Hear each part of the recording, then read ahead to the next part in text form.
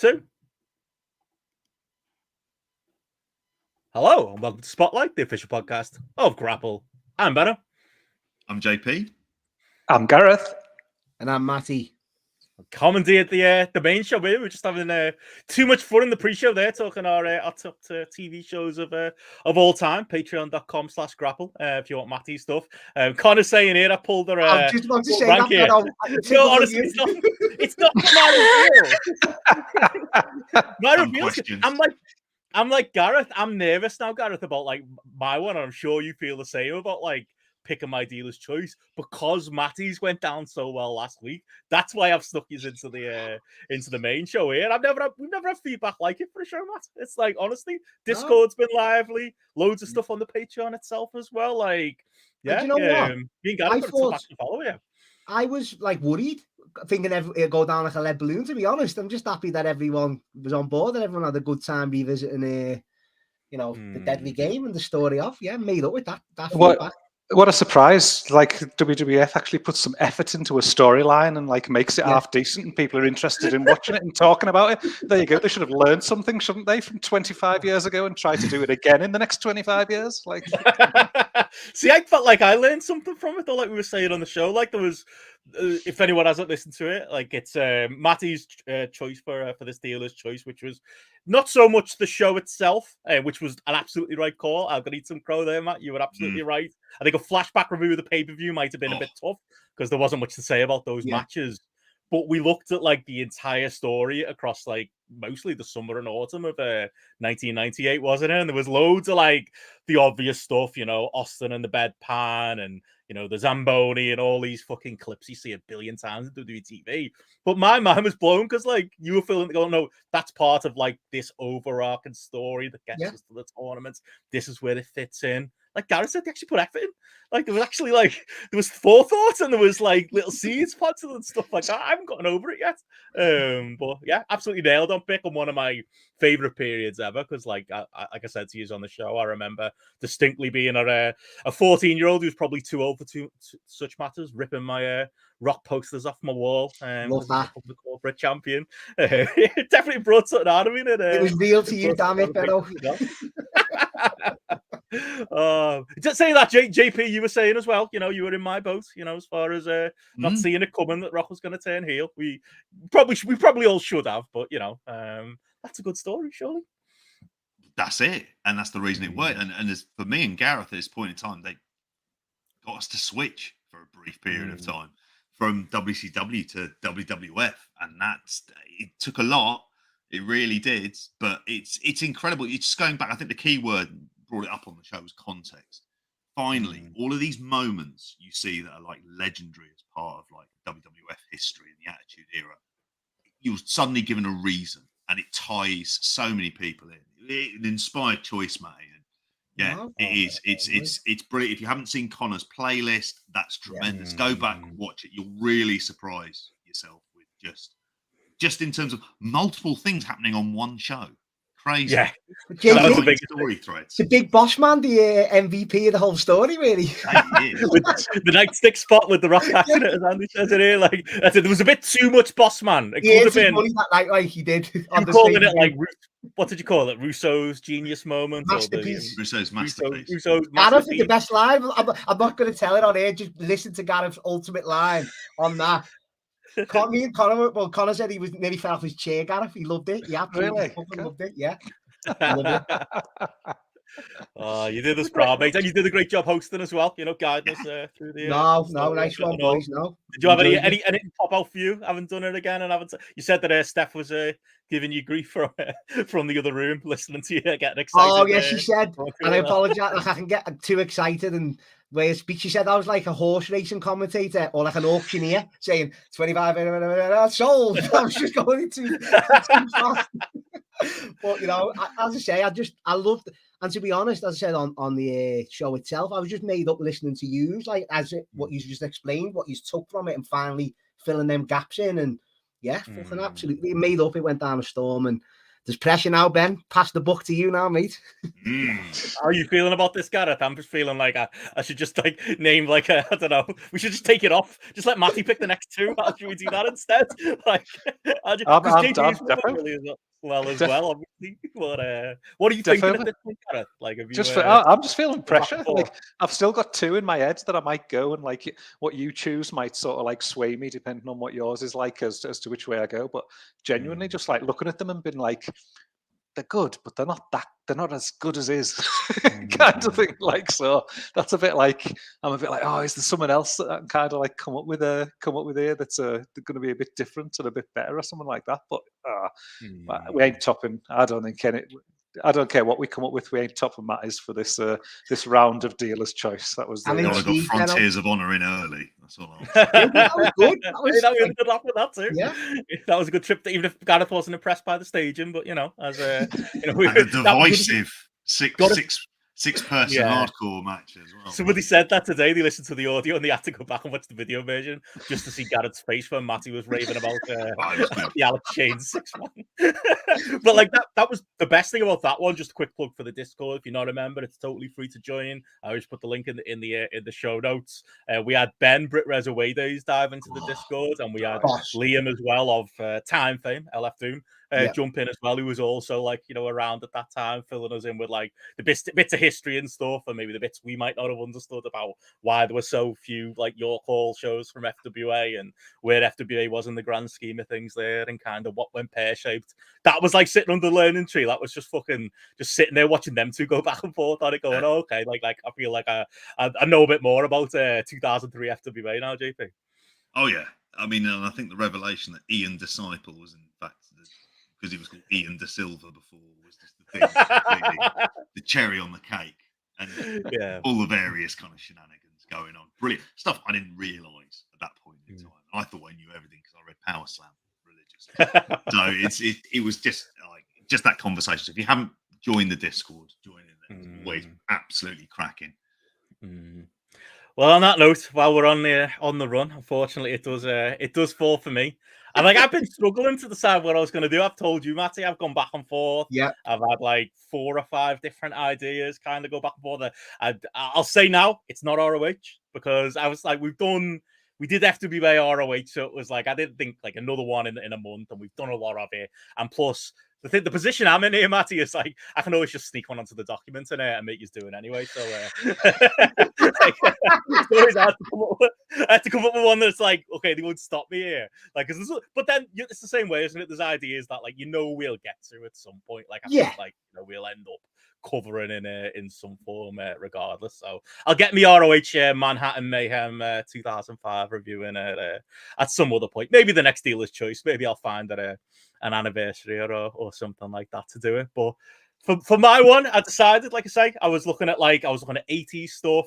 I was trying to mainly just trying to catch you out, Matty. I was like, what do I enjoy in wrestling? What is because I think we've had this conversation before you joined the podcast that I don't like wrestling, and there's no period of wrestling that I don't. You hate it. Well, in your opinion, Matty, what parts? Who have I ever liked, or what have I actually ever liked in wrestling? Is it just CM Punk, 2006, Samoa Joe, 97 WCW and WWF as well. The year 1997, we've done that to death. We can't do that. CM Punk, unless it's sort of Punk related, maybe, or Samoa Joe. I'm struggling better, or maybe Shawn Michaels or something. I don't know. I'm just thinking of random. Any ideas from you guys? What you reckon it could be? I don't know. It's like I've ruled out entirely Japan as any kind of Benno's not going to be bothered with that. No, he's not doing that. No, so it's big show from last week. That's what I'm picking for mine, 100%. Bringing Gareth back. Noah Gareth is back. JP, can I just say though? I'm going to say something like new generation. I know you've mentioned it before, and I'm just interested. I was just thinking about it. New generations related. We're just saying, Benno, there's a must see, completist and all that. I'm thinking that might be a proper feud with angles, with matches. Maybe you can just watch a few. I don't know, but then you think, well, you've got to watch it all. So I can't wait for this reveal. Plat's going Punkin 01. I was part of me. I was considering if I haven't borrowed their Garrett's idea. We'll do this another point. We should do another music one, but I didn't want to put myself through it because that was fucking tough. You feel scarred, Benno? I am. That was hard going. Getting that work, and we'll do it again at some point. Maybe do the Aggression, the album, or something like that. We'll do one day. Even consider some AEW stuff, but no, for me, like I want to go to like a happy period in wrestling for me, and one that I think hopefully with I'm often outnumbered on this podcast when it comes to the subject, and Matty and JP did kind of figure me out a little bit there, as I want to go back to the year when I actually did like wrestling, Matty, like the year I most enjoyed, and it's not the year you think it is. I most enjoyed WWF programming to the point where I was watching every show, I was buying every magazine, and it was like my entire life. And it was when I was 12 years old in 1996, and it's going to be, we do a lot of Bret Hart loving on this podcast. I knew it. Fucking dragging yous, kicking and streaming I knew it. into the show that I'm deciding to call, all capital letters, Sean. Oh, I knew it. The title. Shawn Michaels. Yes. WWF title run in 1996. I've got to say quickly, I'm not making you watch the Iron Man match because I'm not watching the fucking Iron Man match, so that's not happening. There's highlights in there, but yes, Connor knows already. Connor's I nailed. We had a couple of people in the chat might have predicted me there. I stole Connor's template here for it. So as you rightly said, Matty, I've kind of let that slip already. I'm actually stealing a bit from you. Is this a deep cut? Is it a mixtape? I've become what I hate. I think it's a mixtape. The way forward, Benno, just go with it, mate. But it could be either, depending on like how we do it. So like, call credit to Connor for the way that this is set up. So let me load up Connor's spreadsheet here for the video viewers. Patreon. I can't wait for this. I really, as long as it's got Benno the Bulldog feud in there, I'm all over this. Simon's nailed it here with Sean the cunt years. Yeah. Shits in bags. I mean, those lines. So for audio listeners, I've got a playlist there up here on the video, but you can, like I say, watch us live on Patreon or watch this on the YouTube replay on Wednesday afternoon. And there's a couple of different possibilities of ways of doing this. For must watch, I've gone very easy on you lads because I think the bones of this I want to be the actual title run itself and the matches. So we got highlights of the Rumble match 96, and again, the Bret Hart WrestleMania 12 match we are not watching in full unless somebody wants to be a complete sicko, which I'll get into in a minute. But yeah, the Diesel match, the Bulldog match that'll make you happy, Matty, Vader, Mankind, and Psycho Sid, which are kind of the main stuff. But there is a recommended tab. That's like an hour and that's like 120 minutes worth of watching. So just the 2 hours there. But I have added a few angles, the concussion angle with Owen Hart. You'll be happy, Matt. The Sean being accused of harassing Diana in April 1996 to start up that story with her. It's got to be in there, Benno. It's got to be in there. It's amazing. Cornette, brilliant in that. Few little bits included in there as well. I've also got, just for the sickos, if you wanted to, the full Rumble matches in there, the full Iron Man matches in there. And if you're a real sicko, you can even watch the curtain call and that British Bulldog in your house Beware of Dog match. But I'm not expecting anybody to do that. I don't know. I love the Beware of Dog match as well. I fucking love that for you. I'm not sure on that one. Have you got where Bulldog tries to drown him in the Kuwaiti River in an angle? Because that's getting watched, mate. I'll add it for you. I'll put that in the sickos category for you. I think it's Kuwait or South Africa. Brilliant. How did Sean get into or out of Kuwait at that time? Where he would have been wanting to get up to?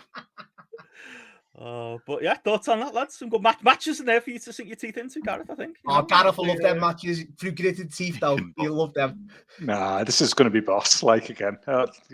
I'm feeling even more pressure now after seeing this, for my own list, because I know that this is going to be brilliant, especially because it's just going to be stuff that I haven't gone back and, watched in any level of detail for 27 years or something like that. Terrifying, fucking, it's gonna be boss. Just immediately just looking at that, I'm like, oh yeah, kind of thing, remembering stuff, just looking down that list. So can't wait. Gonna be bad. I'm under no illusion by Marines. I'll try and include that somewhere as well. The Tell Me a Live video is how we're kicking things off. That's 100% making a Knicks. That kicks off as 1996. But it's funny because like when I was 12, I loved every minute of this run. But like there's definitely bits in there I think I'm not gonna like the Vader match. I thought was incredible. But like when you know the real life story of Sean being a cunt, is that going to be ruined with 2023 eyes? I've even thrown in true Matt style in the. I'll put a link in the description here. It's true Matt style. There's a sickos. In addition to all of that, a compilation of Sean 1996 TV matches. I'm not expecting anybody to watch it, but I reckon you might, Matt, because that's kind of another one of my. There's a 1, 2, 3 kid match on Superstars. I remember in '96. Is that in there? Yokozuna, he had a couple of great ones with on TV during that period, and that's almost what I more remember from 1996 as us being me and our Peter were the biggest Shawn Michaels fans because he was the big guy there, and we thought it was like Hogan era WWF again. It turned out business was completely in the toilet, which might be sobering when we go back and watch this and see some of those empty houses, JP. But yeah, got a real soft spot for 1996, Sean. Liam says here we should watch his 1996 Baywatch episode as a bonus. I can add that to the playlist. I didn't know that existed, I don't think. I'm sure what he got up to. Doesn't he say the evil part? Was that 95? Where he said the Blackburn Rovers he supports on Sky Sports. He's on Live and Kicking, isn't he, during that period as well? I'll have to find that. That might go in the Sickos playlist as well.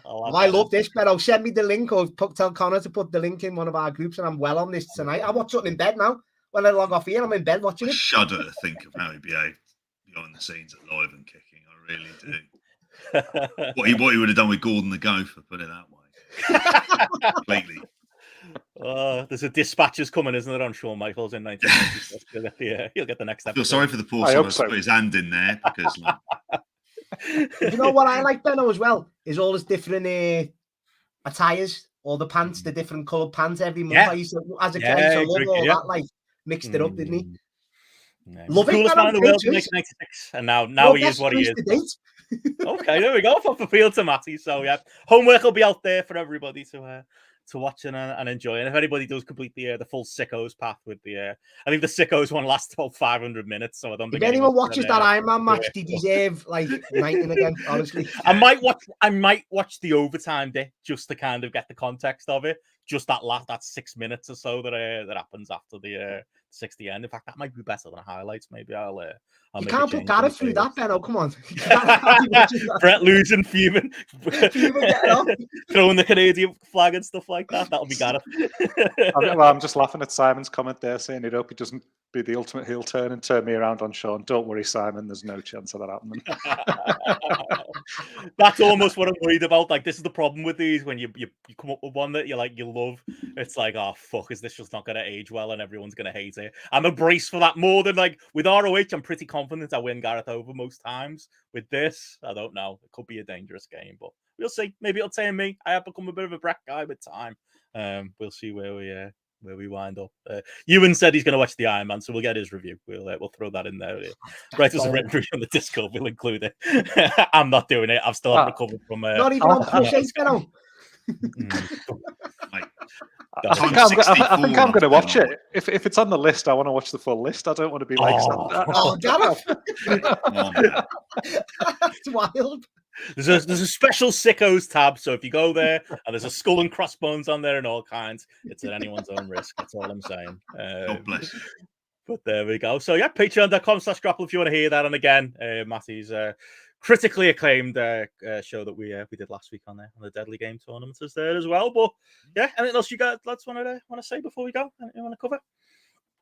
No, can't wait. I'm going right in the bed now, watching the Bulldog feud. The big thoughts on Grand Slam, Matty. Do you want to talk about the big shows coming up? Oh no, I do want to say two things actually. Tony Storm's character, Benno. Keep it up every week with these backstage vignettes. They're absolutely hilarious, though. Genuinely, a laugh out loud. Kingston's promo was brilliant as well, so he's made me invested in Cesaro tomorrow night. And I'm not talking about The Rock coming back, scuppering plans. So yeah, we'll wait till you left before we do that, mate. Got some things to say. It's almost like, isn't it? If they'd just, had Roman lose the belt at WrestleMania, Cody could have had this moment. We could have done the Bloodline story. Now, here's one. I will say before I go, I do think Roman will pull double duty. That's my prediction. I think he'll lose the title to Cody, and then I think he'll lose the tribal chief moniker to The Rock. He could have a bad weekend, and yeah, that's what I'm going for now. But we'll see. Yeah. I think if they did that and they did Cena Cody on one night as well to give Cody 2 matches. Who's CM Punk on with then? Oh, good point. Yeah, himself. If he comes in, he'll have gone by then anyway, won't he? So and also, as well, sorry, while we're here, you've got to mention Jey Uso being over now, Benno on his own, because you can't avoid that now on Raw. He's turned Raw around, so you've got to admit that one. Mate, I was in work. One of his worst ratings in recent years last. Oh, that's not Jay's fault. Listen to that on the Wednesday night news dump, another little tidbit. When I was in work, if it's so over, Matty, and everything like that, like how come I appear on a wrestling podcast pretty much every week at the minute, and then just sit on Twitter for about 5 hours a day, and I haven't even heard mention of it, so he can't even be that over because that's the first time I've heard of it. Oh, Gareth, come on, mate, you're not following the right people here. He's the most over person on Raw. He's challenging Cody now for this. He genuinely just is. For you, Matt, in work today, literally a woman in work who sometimes tells me about her niece who watches wrestling was like, "Oh yeah, favorite wrestler right now is someone called Jay," and I was like, "Oh, don't say it." She went Uso, and I was like, "Oh." There we go. Gareth, he's got the fans with the bounce. Let's do the Uso bounce, man. Visual, proper throwback. I love it. Love it. There you go. Brilliant. Right, well, we'll let you lads go, and me and JP will get with Barry and the WrestleMania plans for next year. But yeah, patreon.com/grapple for more of Gareth and Matty. Nice one for jumping on, lads. Yeah, great choice, Benno. Brilliant. Have a good show, boys. JP. See you later, mate. Lads. Looking forward to it. Have a good one. Cheers, mate. Cheers, boys. Well, on that note, JP, I enjoyed that hot start. I think Matty's leaving. He's not leaving. I'm trying to click in his studio. It's not happening. Right, Matty, AEW. Oh, it's going to make him review Collision. He's gone. We should do that every week, shouldn't we? Not just when it's my pick. Honestly, wasn't ego driven, but yeah, if you enjoyed that, patreon.com/grapple for all that. But let's dive right into it. We're talking Rock there, not only with Deadly Game 98 and obviously the more pressing news as well. He's on SmackDown on Friday. Massive audience on SmackDown as well. Do you reckon he'll do Mania? Like to that point, like, is this just? I just feel like Rock and Cena are only on WWE TV right now because it's purely just, well, there's nothing else for us to do. Writer strikes going on, or Actors Guild strikes going on. So, we're not cheating by doing that. Honest, we've always loved coming to wrestling. Rock's like, I always like Vin Diesel, cracking bloke. Made up with him this year, came crawling back. Here he comes crawling back to WWE, maybe smelling that UFC money as well. Actually, I do think, like Matty said there, I think it's likely he'll be on Mania next year. I think it's in the stars for he's had his rise, and now we're kind of going back down again with Rock. So he's back at that point where he's willing to do favors to WWE and turn up with a clearly maybe slightly inebriated friend on SmackDown this week. Yeah. Oh yeah. Which I'm kind of with you because I think this is all part of. If it sounds, I think there's just a point where it's like kind of he feels he has to go back to basics, and that I think is kind of leading to him being there as well. He's talking about McAfee, like yeah, the bloody yeah. McAfee definitely had a smoke that day. 100%. Oh god. Like I believe it. I believe based on his interview, they did the interview, and it was like, we could get SmackDown. Let's just do it, and they turned up. But to be fair, like it was a good segment. It was Rock just playing the hits, really. But it's still like it's one of them where you watch it and you go, that's one of the few WWE things they could do at a live show that would get me going if Rock came out, despite everything to say about the tequila/Instagram shoveling cunt that we have today. That the cyborg that's replaced the real Dwayne Johnson. That's it, isn't it? It's like any of that kind of charm and personality has just sort of gone out into like a relentless kind of selling machine. And that's how I kind of feel with him. And it's just like, but also I think film-wise, he's not taken proper risks or done stuff that's genuinely interesting. It's just been rehashes of the same stuff that fit very easy into like, this one's for the families. So I'm going to do another Jumanji film. And this one is me doing kind of action films, but not like kind of anything gritty. It's always like it's making a series of safe choices, relying on that audience. It's always a law of diminishing returns. You have to do stuff that's kind of interesting to liven up as an actor. But anyway, digress. In terms of him appearing on here, him going to Mania, I think that's absolutely set up. Like you say, the writer's strike ties in perfectly for this because it gives them something to do.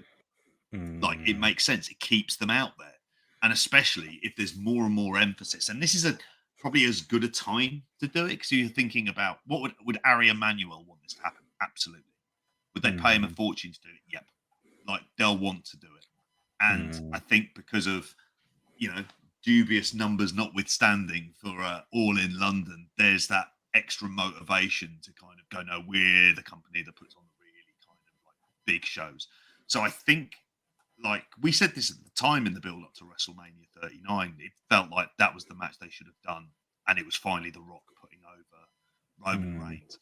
Whereas here, like, it feels, I kind of agree with Matty. I could see them doing 2 matches over 2 nights. I think that's what they would do in order to get as big a kind of hit as possible. What's the biggest stuff they can do? Well, it involves Roman, Cody, The Rock, and Cena, and you put a combination of those 4. I know there's a big Phil-shaped shadow. See, that's the thing. Your logic there. Oh yeah, UFC will want them. They'll want to spend the money. Ari Emanuel will want to return their investments. Oh, that's just screaming to me as well. Punk's coming back then, isn't he? Did you see the? We might as well mention it now. The thing of because obviously apparently via Nick Hausman, who is not at all CM Punk's house organ. He's a nice bloke when I met him. He's done some good reporting, but it's very clear where that reporting comes from. He did say this week that the Punk is apparently not suing Tony Khan for since his termination, which just adds to my 100% belief that he wants it out in the first place, and that's 100%. He's gotten what he wants at this point. He's very happy with being out of his AEW contract. And it was, if you at some point I said there about like my potential ideas for a show for Dealer's Choice, I was considering a Cody deep cut, and you can see kind of where that goes pear-shaped. At some point we'll do the Punk one. And when you rewatch those last 3 months of Collision, I don't even think it was 3 months that he was back, he looked like a man who didn't want to be there. So 100% buy that conspiracy theory. And obviously, he was on. What was the MMA show we did at the weekend where he did Fury Fighting Championships, which is on UFC Fight Pass, isn't it? That's it there. Just pulled it up. And he said that what the other commentators kind of make a few like jokes, don't they? When he was about to come into to AEW, there was a few like AEW references thrown there, and when he was last suspended, there was a few references I remember seeing them make. And yeah, he did say he was back with cause. And Punk said he's got a lot of time on his hands for the next 2 months, which lines up perfectly with, as I think everybody's put the numbers together with Survivor Series being in Chicago in November. I mean, all of a sudden, WrestleManias are a very different, kettle of fish, isn't it? Dwayne's back, Punk's back. Hopefully, Cody gets on the show in some form if all of these things come true. Or does Cody become CM Punk doing a pipe bomb on the stage, as I've seen as a popular photo that's gone around on social media? Yeah. Very, very good for that. I think the Punk one is, I agree with you. Like, it sounds very boring to say that at times, but it's true. It felt like a man who didn't want to be there. We said this before, didn't get like the locker room. It's like wrestling had kind of passed him by. Gareth had made the comment when we asked him about it when he was on the show recently. So he wants to go back there. Like you say, I think for TKO that there is that kind of value, particularly like Punk as commentator. He's been doing this for a while, and he can't be necessarily well paid for doing it. So you can see this is something that he likes because this is an area that he would really love to get into with it as well. I think they would have that kind of thought process, but I don't think he'd work himself. And I know Gareth said this about like trusting him with like a Mania main event and stuff. I can't see anything like my initial thoughts when I saw about like the Rock coming back. So I thought, well, you'd want to do Rock versus Reigns, but you'd want to do Reigns versus Cody, and having Roman lose both of those is the sensible storyline choice to kind of end things necessarily. Like he loses. A few with that.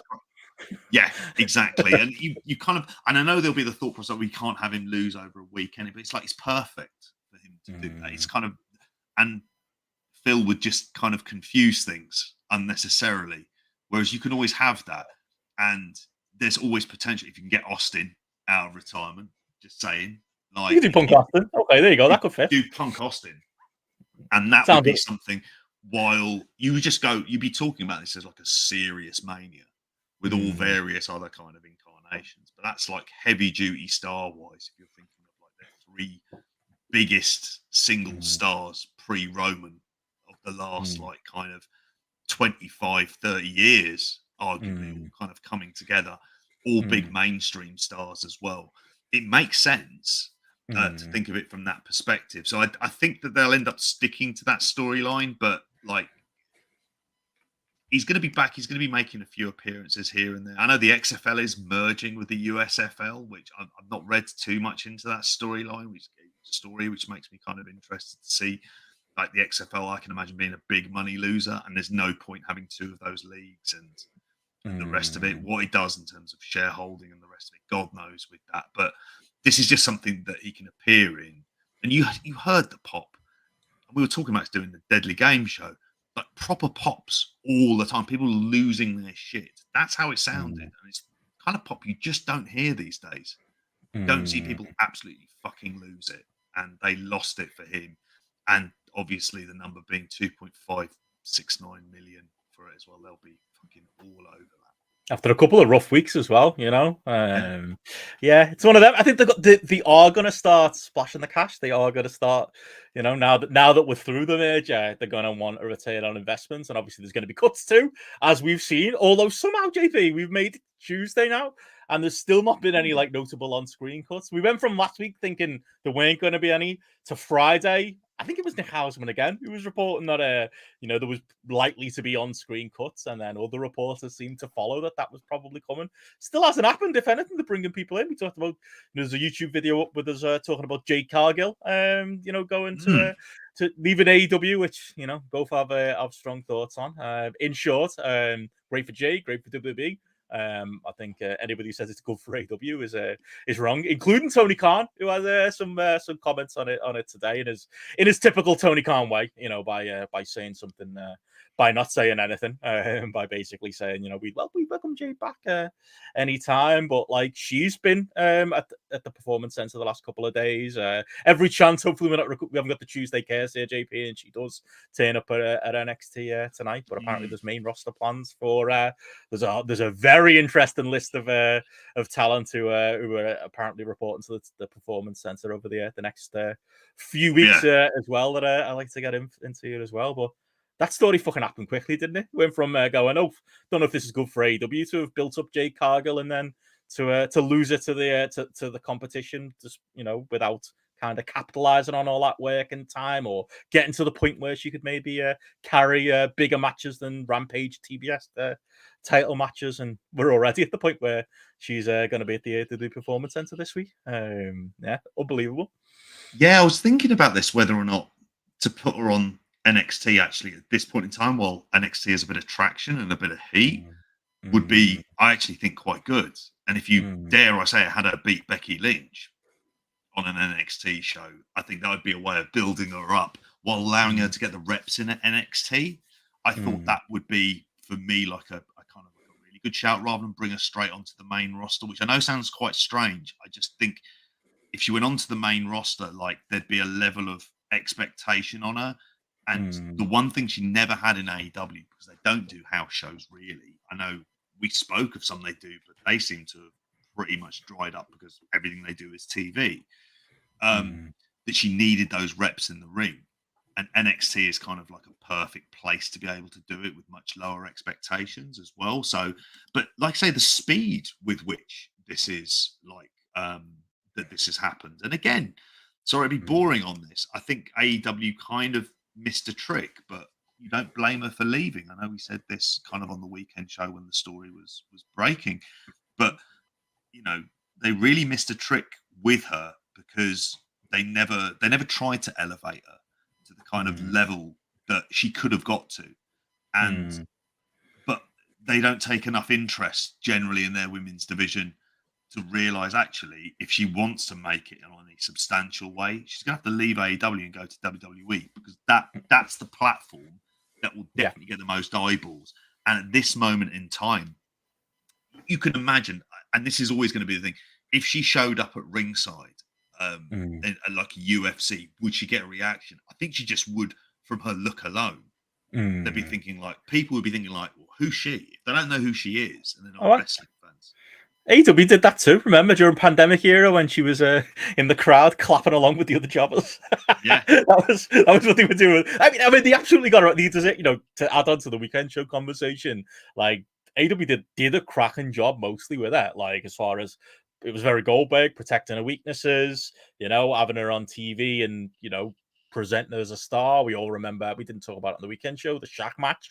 Like that was massive, you know, and that she was sharing screen time with, speaking of which, Cody was like a little project there. And I think Will adds a good point here, you know, obviously, to the point we were making, of course, it's bad news. If there's not more to do with her, shouldn't have been pushed so hard. If there was more to do with her, then she shouldn't be allowed to leave, which kind of, sums up my kind of points I've been making, that like, you know, at the point that you've presented her and protected her so well that she's gone over like a certain level of women's talent in the company and dominated one division. Like, yeah, surely you do that to get her to the point that you can start actually putting her in money matches. And to do that, like to your point, JP, you know, that's where AEW's lack of a proper performance center. Yes, they've got QT Marshall School or whatever, lack of house shows. You know, they could.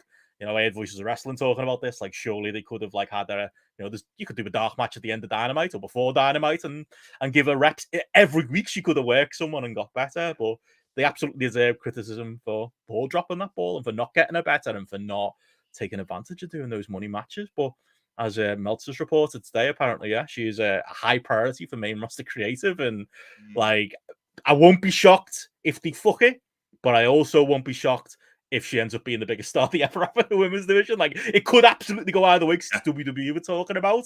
But I almost more lean to that second scenario, because I think this is one they'll probably get right as to go on. But like, she's not the only one, you know, to that point, JP. Like, there's literally, like, we've gone out of hiring freeze for the last while or so, and like my eyes literally lit up today when I saw the list of names getting tryouts today. Not only couple of stars of the show in the background of you there for video viewers, including a now household name, Hollywood Haley J, that we'll be talking about a little bit later on the show. But yeah, Richard Holiday among the list of names that have apparently been linked with coming into to WWE at this point. We've also got a few names I don't necessarily know. Brogan Finley, kind of half rings a bell. Maddie Renkowski, the youngest son. That's why it rings David's a bell. younger brother. That makes sense, yeah. And obviously, Haley J obviously featured on the Wrestlers. Is probably the biggest one there. But yeah, Richard Holiday was only backstage at AEW a few weeks ago. We back in that scenario where like people turn up backstage at AEW or turn up at a show and they get remember the name. His name was Ben something. I think I remember him. There's a homeless bloke running around on NXT that looks a little bit like Ben Carter, maybe. Remember when that happened? He paid on one episode of Dynamite or Collision or whatever it was, and immediately WWE signed him. I think we're back to those days with this list of names, JP. No massive names there, but a couple of interesting ones. The Richard Holiday, he's perfect for NXT. Just he can do character work as well and can do a promo. And there is a story in terms of his like kind of battling lymphoma, I think that he had. Could be wrong on that one, but that's like the kind of stuff that you imagine him to do. We'll speak much more about Hollywood Haley J in a bit as well. But I don't know. Some of the stories coming out for her might not, and some of the stuff she's shown during the documentary might go against it. I think long term. I don't know. There might be that, and you can argue the case with the character in terms of being, like her being immature and the rest of it. However, would it give a shot in the? I'm not saying NXT is doing well at the minute. I think it'd be the kind of thing that people would casually watch, because I think I would watch if she turned up. I would say, okay, I'm intrigued to see this now, knowing all the other stuff about her. But we'll talk about that much more in a bit. But you mentioned about this, the overall moving away from a hiring freeze. It is interesting, isn't it? I'm assuming a lot of the other people here are the real athletes that we see that kind of get churned in and out through this system as well. But it's the fact that that's still ongoing, because how many people, you know, it's not like they're short of people. We just don't know who a lot of them are, because they're not indie names like these days. A lot of the people that they end up hiring. So in this case they are. That's the thing, isn't it? It's like, it's not a list of bodybuilders. It's not a list of fitness models. It's people maybe not from the indies we watch, but it's active wrestlers, and that's actually encouraging. I think, like especially like new ownership. Vince has got a lot of power, but less power than before. Like it's a bit of an inclination of maybe how they'll do things, where it might be the logical thing of we should probably hire wrestlers for our wrestling company, as well as recruiting college athletes and stuff like that. There's absolutely a time and a place for that. But I actually think that's encouraging. That like, oh, okay, because we go through those cycles, don't we? Where it's like everyone's got to be 6'4". Everyone's got to be like an athlete from something. Nobody who's got any bad habits from the indies or God forbid, actual experience working wrestling matches. Maybe it's going to be one of those cycles where it's like that. That's what kind of that tells me, JP. Well, I'm looking at the list in terms of the one that's up on Body Slam as well. Like, there's another guy who's in the Monster Factory documentary, which again, like that's an interesting one, even though that's not been renewed for another series. And like, I don't know how many people would have really seen it. I have Apple TV. If you want to know where famous people go to make a lot of money, and you just never saw them where they were for like 3 years, like, all right, that's Jack Davenport turning up in the morning show and the rest of it. It's kind of how it works. But like I say, going through this list, that actually is very interesting. There's people, particularly WoW, like people in there as well, and that's partly because, again, it's stuff that we miss. But there is that element of being able to work in front of a live wrestling crowd, having some semblance of how to do it, and clearly having a look as well. I think that is an interesting path. And maybe Gable Stevenson will put them off, because I have to confess, when I looked at the names initially, I was like, oh God, like I don't really necessarily recognise too many of them. But these are the people that they kind of should be going for, like you say. So. Jade Cargill's a good sign. Like the fact that they're even, it is. I think we all kind of think, oh, maybe you should do with some seasoning. Maybe you want to you do want to have it to get a lot of reps at the Performance Center. Then immediately think of main roster over there. They're recognizing, okay, they're actually putting some stock in the fact that she's done actual TV wrestling for AEW. Like that's interesting, because that was always the thing. Like with TNA guys or ROH guys gonna have to go to NXT to learn how to find out where the hard cam is, type of thing. Maybe with Jade, maybe actually that's one where maybe you should do a bit more of that. But like immediately being like, yeah, we're in a wrestling war. We want to run on our main show. You want to hot off AEW and go straight with it. It's an interesting approach. She's a very rough. I mean, I'm assuming it's very rough diamond orientated, which is kind of what your developmental should be, shouldn't it? You take relatively inexpensive risks. But Jade Cargill, going back to her again, she's like the ultimate of rough diamonds. Like her promos need work, her wrestling needs work. How she kind of like the general comfort level of how she is on some of like in the ring. Those are things that need work. But WWE's. I don't enjoy ever saying it, but it's the perfect place for her to be, for her to properly realise her potential, because her personality and just the sheer kind of magnetic presence and charisma that she has with her, and that look is the thing it's going to open people's eyes. I just think bringing her straight up to the main roster isn't something that I'm necessarily mad about. I think there's stuff you could do in a very short NXT run. I'm talking like sort of 2 to 3 months. And have her just sort of run through it, and then go up to the main roster. I think as a kind of Goldberg-esque kind of character, I think that would be something that they could do, and almost make that undefeated run kind of mean something. Because definitely, clearly, that's the only idea they had for her in AEW, was that, and then nothing else beyond it. Tony's covered things today, like you said. She's welcome back anytime. We really rate Jade Cargill. I can't really talk about that. It's essentially what he said. Did you see? The telly's going to be great this week. Did you see his quote on Punk? It's like someone was saying in the Discord, it's like AI wrote it. Like literally, I've got it here. Somebody asked him, and he goes, "Well, I can't really comment on that, but I appreciate you asking, and I am excited about things we're doing. Like I said, we've been on probably the best run of AEW pay-per-views of what we've ever had, and TV shows have been really strong. We've had lots of great matches, blah, blah, blah, blah, blah. MJF versus Samoa Joe, the International Championship with John Moxley versus Rey Fenix, all coming up on Dynamite this week." And he literally went through the entire card. It's like word for word, ends up with, and also you have, AEW Rampage, including Sting teaming with Darby Allin. And like the interviewer at the end was like, yeah, thanks, Tony. That definitely wasn't my question, but okay. That's what you're going to get from Tony Carter there. It's like hearing a conservative politician talk about, Putin's illegal war in Ukraine and our response and our COVID vaccine response. Like it's the same bullshit trite lines and it makes it's just like being willing to answer the question does not a press conference make, or like, okay, I acknowledge you've asked me this question, now I'm not going to answer it. Like that again, that's not transparency, by having them in the room and then just completely ignoring what they're Nick asking. Khan's better at it. At least Nick Khan, when they asked him about Punk, he was like, we like Phil. He had this WWE run, he had the UFC run. Like, he's mastered the art of making you feeling like he's actually saying something. Tony, I don't think he thinks he's fooling with this stuff. Like, literally, the only reason I bring it up, and it kind of ties into our next story, is like, he does make sure, and I've seen this a lot from him on Twitter.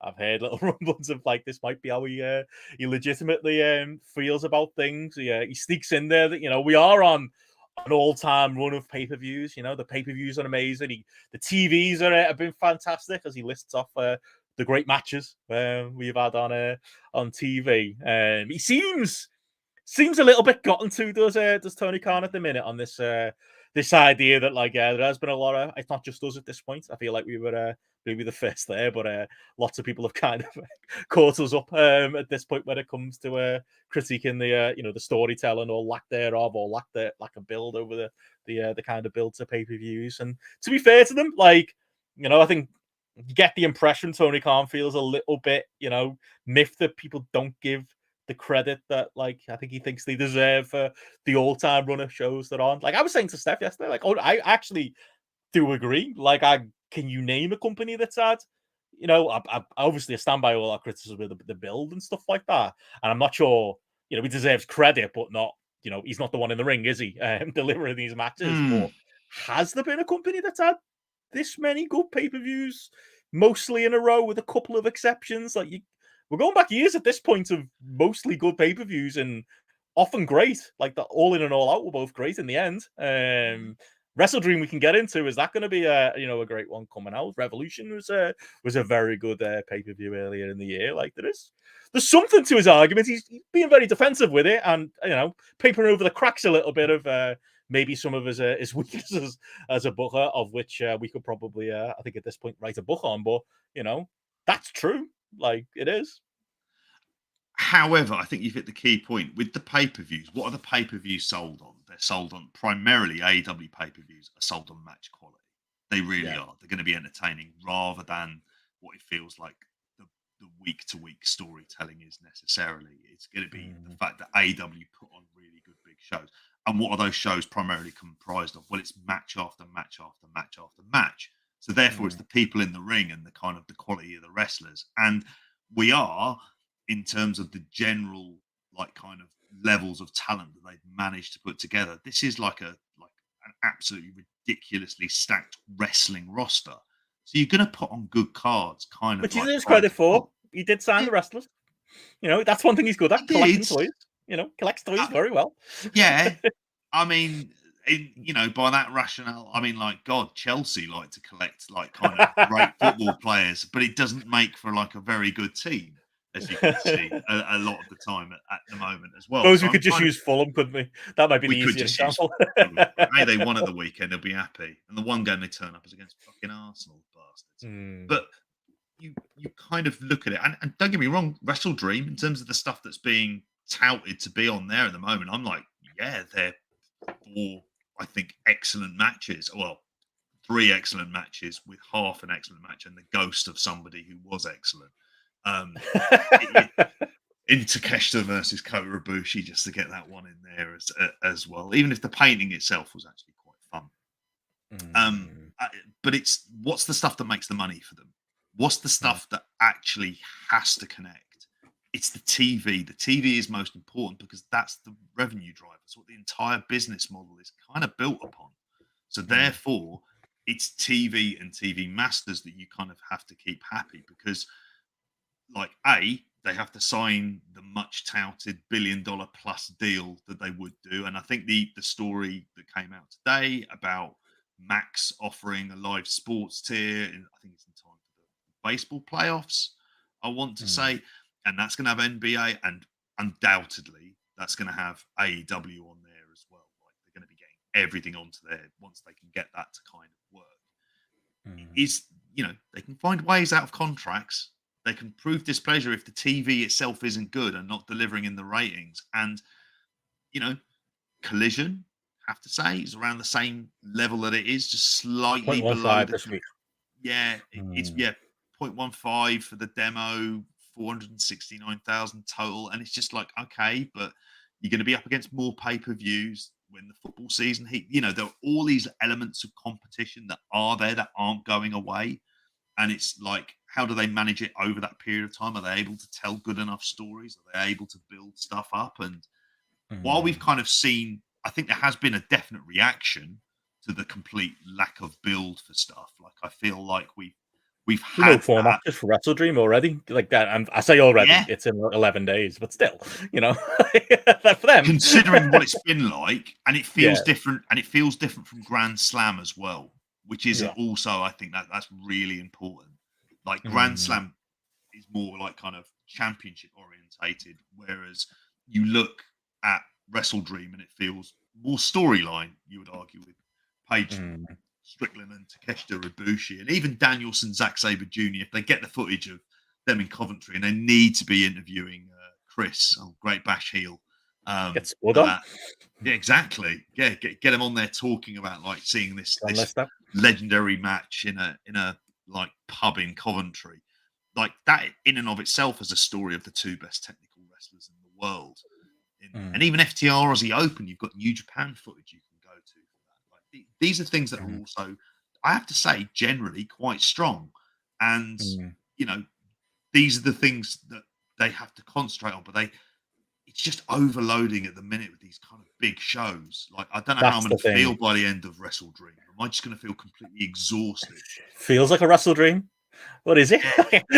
Like, there's positive and negative here, because I think overwhelmingly, like, I'm very bullish on the AEW business. I think Collision's going to do just well enough. I think Dynamite continues to be it was number one in cable again. For last week, we're back to that. You know, despite some obvious softening year on year, that Gareth will happily pull out whenever he's on, but it's doing well enough that they're going to get a gigantic increase, and this company is going to financially, I think they're going to continue to flourish. I don't really think maybe Collision is wavering a bit, but overall, I think they're going to be a financial success regardless. Like we were saying last week, to me, it's very much now with AEW is slowly becoming WWE the content years. It's becoming the third hour of Raw. It's becoming, you know, the network, and, you know, the sale to Peacock, and these, you know, the business deals are getting done, and it's coming maybe a little bit, just a touch, at the expense of maybe the fan experience. Because, like, to get the new TV contract, what do we need? Well, we need Collision on Saturdays, which is an extra 2 hours of first run content, that, like, to add to Rampage, to add to Dynamite. But if you want to be a fan of AEW, and you want to be up to date with everything, it's a lot of commitment in your week to keep up to it. We're getting to the point now where, like I say, if they wanted to test the water with overloading us with pay-per-views, we're absolutely at that point. Like the idea that WrestleDream is coming up, like, off the back of All In and All Out 2 weeks apart, and, like, as much as Tony Khan can rave about the All Out final product, and we did too, the truth is in the numbers for All Out, and, you know, reports are saying that the numbers aren't quite the 100,000 that Tony thought it was. I'll be very interested in seeing what the numbers are for that, because that might set you a water level of, okay, what's when you bombard people instead of these special feeling pay-per-views that have been, I think, overall, despite some misgivings about the length and build and such, a good fan experience. You're now replacing it with this model where, like, you know, there's going to be a pay-per-view every month, and as much as WrestleDream feels way, way, way, way too soon after All In and All Out, we're probably just gonna have to get used to that, because that's gonna be the thing. You know, HBO Max just launched its, you know, they got like a sports add-on that came out today. No word that AEW is going to be involved, but they're probably moving quickly because they want to be involved with that, and that's going to come in, you know, as a great business deal. I think these great business deals are stacking up, and it's AEW is going to be a gigantic business success. It's just whether they can sustain fan interest across all of these things. You know, it's like Collision was a fine show this week, but it was still a fucking ask for me to fit it in on Sunday morning. I'm a fucking podcaster. Never mind if I was just someone who just casually wanted to watch, you know, my favorite wrestlers from AEW, and it turns out that I've got to watch Brian on Saturdays on Collision to kind of fit her in at this point. It's just overall asking a lot of the audience, like, and it's a lot to throw at you. It's a lot to build. It's a lot to just I think they're maybe threading the needle quite well at the minute. I think I agree with you. Grand Slam is maybe not as strong as previous Grand Slams, but it has a bit of identity. WrestleDream. I don't really know what a WrestleDream is. I don't really understand why we're doing an Inoki tribute show and it's not a formal joint show with New Japan. And it's, like you said, this mix of, I'd say it's more dream matches, to be honest, and story-based stuff, because, Danielson Sabre, FTR Aussie Open, supposed to catch the Ibushi to your points more story and how Mount Swerve is. But then what is the identity of WrestleDream then? Is it, like, what's it supposed to be? I don't quite get that yet. So maybe they'll hard sell me on that over the next 10 days or so. But overall, I'm quite happy with that card so far. I think they're managing it right now, JP, but like, this is going to be the existence of being an AEW fan, where it's going to be literally, there's always going to be this next thing coming. In 4 weeks, there's another pay-per-view. In 2 weeks, there's probably a Dynamite or Collision special. Like, they're just bombarding us right now, and they are asking a lot with good content overall, I think, with some caveats. They're asking a lot of fans, I think. They are asking a lot of fans, and it's asking a lot of the one person who is the central creative force behind. That's a big issue. A lot of this as well, and that's part of the problem. Is you can't have all of these things and all of these stakes reliant on just one person's creative vision. So you have to have like a creative process, which is going to require a certain amount of delegation. I'm sure that takes place. I'm not thinking he's like averse to hearing the ideas of other people in the room. I'm not suggesting anything dark. It's not kind of all or nothing. But it still comes down to whether those ideas are good, though, isn't it? Like, there's a lot of, if you is. believe Voices of Wrestling's report, and there's like 20 people in that room at this point, like, all shoveling, maybe that's why a lot of like WWE style finishes are getting onto TV a lot. Like, I think we often ask for Tony Khan to delegate. I think he is. I'm just actually not sure if that's fully, resulting in good things all the way up and down. And I think the thing is, we've had, like, it's one thing having a 4-week cycle to build to a pay-per-view during at the end of the month. And then you have the other one and you go on, you go, okay, I can see how that can work within TV. And then you can start to plan and separate it. And really the thing with them is they need to be getting, like, they need to be thinking very long-term in advance. And that's the thing that I worry about AEW, that there isn't that at times. Like, have we hit the end of his EWR saves? And are we at the point of, like, you can throw great wrestlers against the wall and have great matches. That's something that's there. Whether or not that always makes for compelling viewing is kind of like a different thing, unless it is literally you're just watching for match quality. And I think the thing for them, in order to grow, is it has to be kind of more than that. And you can see the attempts for it. Like, I struggled to watch Collision this week. It wasn't a priority in my week. It wasn't a priority at all. And I came out of it and I was ready to kind of not like bits of it. But then by the end, I was like, actually, I kind of enjoyed that. It was generally fine. I didn't think it was anything like particularly bad. But it's, like you say, it's a lot. And you're asking a lot of your core audience. And I think if you want to have that, you need to grow your audience. And how are they going to best grow it? It's going to be through storylines and storytelling. And that's going to require them to know stuff well in advance. We were talking about TV shows and talking a lot about Lost in the build-up. What was the big problem with Lost? Is ultimately they never had an ending. And I'm not saying AEW need to think about that, but they do need to think more kind of television. Go, okay, what are we going to have in All in London 2024?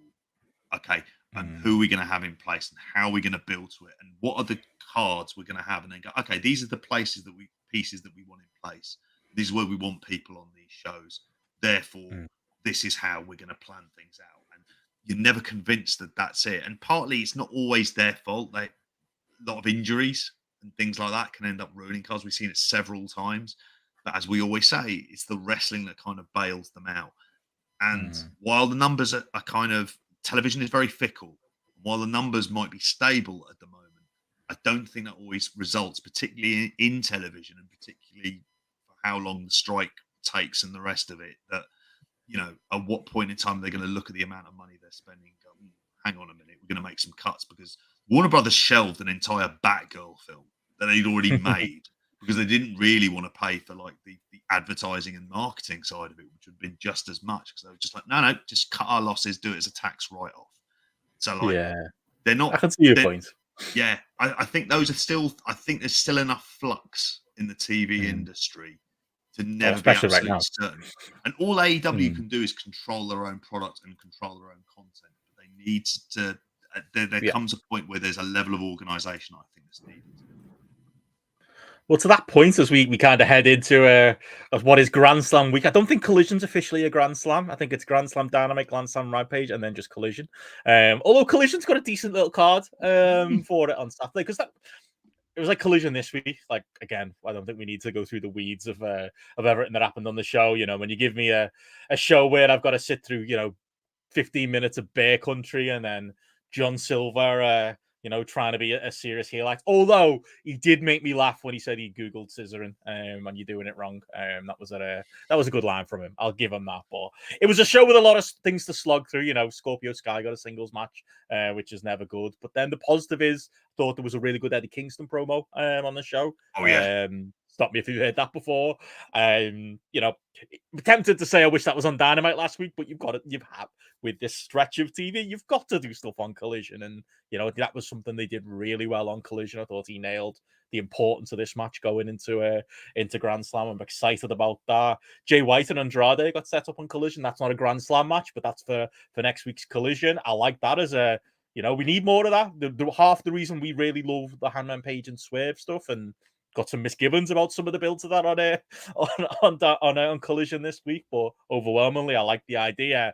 Upper mid card is against each other, JP. Wrestlers of a certain level meeting, and one of them has to win and one of them has to lose. Like, there's not been enough of that in AEW. Maybe the amount of hours is almost forcing them to do that, and the amount of big shows to build to is forcing them to do that. But I really enjoy that as a program. Like, what from Collision, and I suppose looking forward to Grand Slam is kind of the stuff that's catching your eye. I think for me it starts and ends with Kingston Claudio, but saying that there is other stuff in there too. Yeah, there is. I'm kind of intrigued by it. I think it's good that the ticket sales have boosted up a bit. I think it's over 7,000, so at least it's going to look like a good house, and that's something that, like, the live event stuff that we haven't gone into. Ticket sales. But I look at the main Grand Slam card for it, and it's like, I think this MJF Samoa Joe story is a good story. Like, and it just needed MJF on TV this week. Where was he? Yeah, like, that wasn't a week to give him off. Like, he's had too many of them. Like, Punk was right about that. Everyone wants a week off all the time. Make him come to fucking work.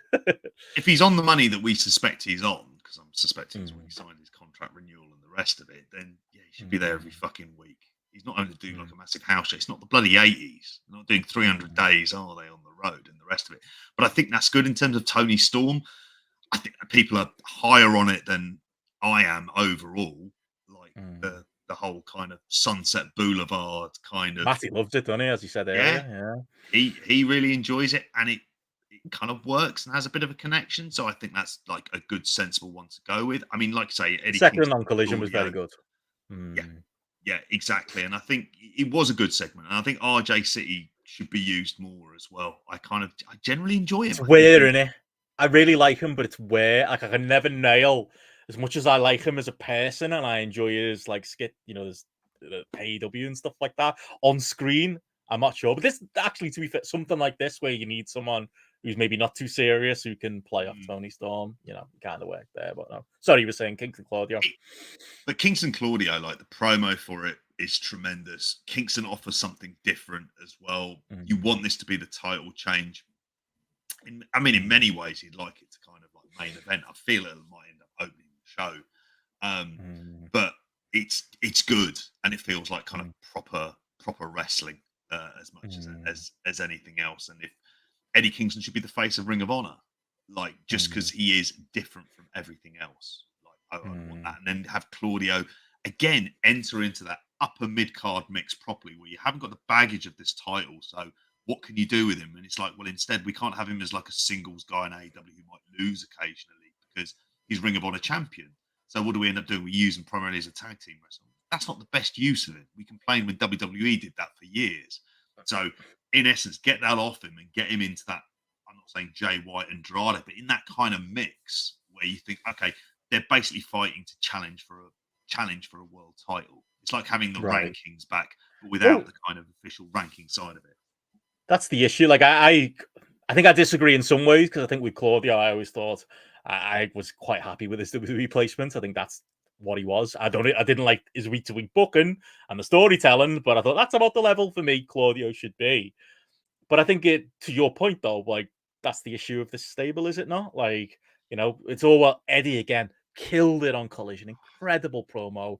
Claudio plays when they do the sit downs like they did last week. Claudio plays his role so well as just being that smarmy dick who pretends he doesn't remember the Chikara law, but he remembers about the handshake because that's the deal here, isn't it? If Eddie loses, he's got to shake Claudio's hand. He's fantastic in that role, and I like him at this level. But there is a bit of a disconnect because he's in. It's going to be 2 points I'm going to annoy people with constantly going on till the end of 2023, JP. One, I think the entire Dark Order should be sacked. And I'm going to mention that every time that one of their segments come up because I just don't want to fucking see them on my TV anymore. And Collision had a lot of that. And two, I just think Blackpool Combat Club is like, just like not even entirely to your point about, a very expensive way to get Wheeler Yuta over. It's just a counterproductive stable. Like, they all get to hang around with the mates and do something fun on telly and all stand in the same shot and say they're in a fake wrestling gang. But like, Claudio is a heel. Some weeks he's a babyface, others when clearly for this story he needs to be a heel.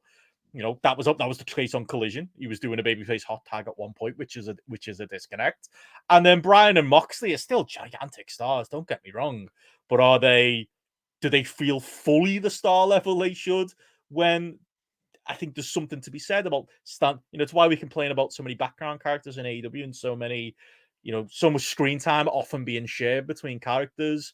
Bryan should kind of be standing on his own as like a prominently pushed with a ceiling because he's lying and pretending he's retiring next year again. But he should be a gigantic star in his own merit. And Moxley should be in a completely different segment on another part of the show as a gigantic tentpole star in his own merit. And I'm not saying they're useless as a stable, but I think you dilute that a little bit. You dilute their star power by, like, let's say 10, 20%, like by having them constantly doing stuff together and in this weird stable that we've always kind of hated, mainly because of the Blackpool name. But I think there's logistical reasons to dislike it too. Claudio fits into that really, where it's like, it's a weird convenience that this stable even exists. And, I'm not even sure why it continues to, but I'll moan about that all year because I like Moxley Phoenix as a match. I think that'll be good on the night, even if some of the build and Phoenix angrily walking into shot seems to be the thing they've done 3 or 4 times to build this is kind of all you've got there. And Jericho Sammy's all right for Grand Slam this week. I didn't enjoy the Dynamite segment last week. It's a lot of TV time to get over Sammy Guevara, which I just don't think is ever going to happen. I think Suit said in our Discord this week that when talking about that SmackDown segment and talking about Austin Theory being Sammy Guevara with a ceiling, I meant to reply, but it's fucking low ceiling in that case then, because I don't think Sammy Guevara's ceiling is particularly high either. But he's another one like we lead to JP, where they're spending a lot of TV time to get him and this Jericho program over that. I'm sure will be a good batch on the night, but I don't know if anyone's really necessarily buying that the Sammy Guevara story element of this. Oh God, no! I don't think they are at all. And my fear is and I like the idea of having 5 singles matches announced by the way for Grand Slam. That's a novelty. I haven't seen them do something like that in a while, but maybe it's just me. This one feels like it's much too far. If you headlined a standard Dynamite with it, then I'd be all right with it. Or if it was at WrestleDream on a pay-per-view, I'd be kind of like less bothered with it. But it feels like I'd want the other stuff to have enough time. You've got 2 hours with Dynamite, not 3. And it's not like Jericho does short segments, is it? It's going to be packed, this, isn't it? Yeah. It's going to be literally no room to breathe. So unless it's some sort of bullshit angle, which leads to something on WrestleDream, which could be the case, I worry about the amount of time that this is going to end up being given. Whether or not it's just going to drag on, because the issue we've seen this with recent Jericho feuds, only person that ends up benefiting is Chris Jericho at a point where Jericho just does not need it. It's been a law of diminishing returns for the last 4 years.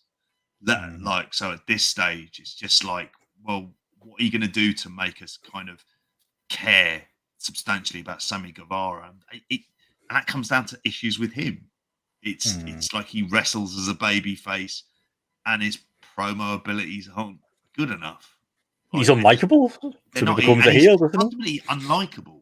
And even when he plays into it as a heel, he doesn't do it in a way where there's that kind of like, all right, I'm going to play up into it. We talked loads about The Rock on Deadly Game and stuff. And you think about how he used all of the booing and the Rocky Maivia stuff to kind of create that character of who he was and gave it that kind of logical underpinning of why he is how he is.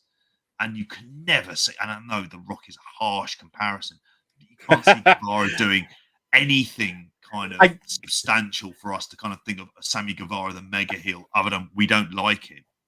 A better comparison for me is he's Seth Rollins. Like he's baby Seth Rollins, in that Seth Rollins is too unlikable to be a babyface. And then I don't know what word you want to use, not good enough, not credible enough, or don't know, wrestles a certain way that just doesn't work as a heel. So he's always like average at both, and you actually can't slot him perfectly. Will says here he's too pretty and he knows it to be a face. I'll take Will's word on that. But I mean, I was gonna say, I mean, for people listening on Thursday, I apologize if some of that chatter of Dynamite is a bit out of date. But Rampage this week, that's on Friday. Like, have you seen the card for this? It's actually like, I almost feel like because Collision's big too this week, but like Rampage, you got. I mean, Tony is putting his best foot forward this week. Acclaim versus Dark Order. Okay, I can take or leave that. Mogul Embassy versus the Elite. We can get into that. That's Hangman Page and the Young Bucks. I refuse to call them by the other name. Darby Allin and Sting. So Sting is on Rampage this week against Christian Cage and Luchasaurus. So we're getting that. But again, Nick Wayne, a little bit absent there, but oh well. And Orange Cassidy, Hook, and Chris Statlander, Anna Jay, Matt Menard, and Angelo Parker rounds out the car. But that's like it's almost like this is a Grand Slam Rampage card that you would have done 2 years ago when Rampage still mattered. And it's like, well, we got the building and it's technically Grand Slam, and this should probably be a Collision card. But I think that's quite strong. Like, I know you've got your single matches on Dynamite and you've got your multi-mans on Collision, almost like, your singles matches are maybe slightly more prestigious, but there's some solid stuff there. There is, and when you look at the two, which is what, if you're going to this show afterwards, you look at that entire card combined, you go, hang on a minute, we're getting 6 title defenses, we're getting a match that has been built up since day one of Dynamite. We've been kind of waiting for it necessarily it's been something that's been expected to happen in Jericho Guevara. And like you say, you get Sting and you get the Elite on there as well, which at least I'm all right with that as a match in terms of the Mogul Embassy, because that's playing into Hangman and Swerve. I don't know. But I don't know. My issue still comes back to he needs to be separate from the Young Bucks, because I just find it drags him into a whole lot. If it's one-off, I'm fine. Stories and lore. I have a feeling it will. I'm hoping it'll be a one-off. It's a good match for Rampage, don't get me wrong. It's a prestigious match because it's Hangman and the Bucks teaming up, and there's absolutely weight to that. But I'm worried about the overall story. Like, I think that's strong, like you say, for the night and for the people there and all of that. And it's unusually strong for Rampage, to the point where I'm like, not even sure it should be on Rampage. Bucks seems to be spending a lot of time on Rampage lately. Hangman took a loss to fucking Evil Uno on a Rampage not that long ago as well in one of these trios matches. It gave me a little bit of pause on Collision this week, because I've been loving Hangman Page and Swerve. Like, I think it gets lost. Like, people think we don't like Hangman Page. I love Hangman Page. Just speaking for me, I think he's top main character in AEW, top star potential, should be protected at all costs, and I'm glad we're in a better point with him, because this Swerve program's exactly what he needs. And you know what? He should fucking lose. He should at least lose the first match when we get to WrestleDream. I think that would absolutely be the move, because it tells that story of, he's a little bit out of shape and he's a little bit unmotivated, and he's going to come back and we'll have a rematch. Funny thing in AEW, you don't get many of them, and he wins that, and he wins the overall feud. But Swerve is bettered for getting the first win and being big. It's one of those rare situations where I would support a 50-50. I think it'd be good for both of them. I don't like Young Bucks being in the same shot as him at any time, any given time. I just, they did that segment on Collision with, Brandon, have you pressed record yet, you fucking idiot type stuff. Like, I hate it. And like, even Dynamite, it was funny them coming out in the Super Kick and Prince down as we talked about in the full review on the weekend show. But like, yeah, my heart sank a little bit when I saw them because it's kind of like, if you're gonna force me to watch Young Bucks in 2023, I want to see them having just straight up tag matches that they'll be fucking, if they're motivated and they usually are when the bell rings, and you get great stuff. But I kind of want them separate from Hangman in their own promos, and I think the story should maybe be Hangman. Maybe that will be the story. Hangman standing up on his own 2 feet rather than this crux, both in real life and on TV, that has been constantly sharing screen with these two lads who don't really take things very seriously and haven't looked motivated for about 18 months. It feels very similar to the conversation we just had about Blackpool Combat Club, where it dilutes all of them because you can use them in interesting ways separately from each other, which furthers more interesting storylines. Like the Bucks should be thinking about getting the tag belts back. Yeah, feud them with Aussie Open or one of the other tag teams that are lower in the ranks. Use them to do a. Imagine this, JP, them in a serious tag feud where they cut non-ironic promos against each other and they actually want to beat another team. You could build someone up to do that. Workhorse going to work on FTR and we get to Collision in a bit. Maybe they end up being a team with a bit of weight in that tag division. But yeah, you're absolutely right. That should be 2 separate parts of the show. Hangman Page is really interested in singles feud with Swerve. Yes, we have the convenience of this 6-man that gives you a big match for Rampage. But after this, they're in tag team universe having serious tag team feud that gives you another good quarter hour somewhere else in the show. Although based on their recent record, I don't know if Young Bucks and Good Quarter I'll go together, but you know what I mean.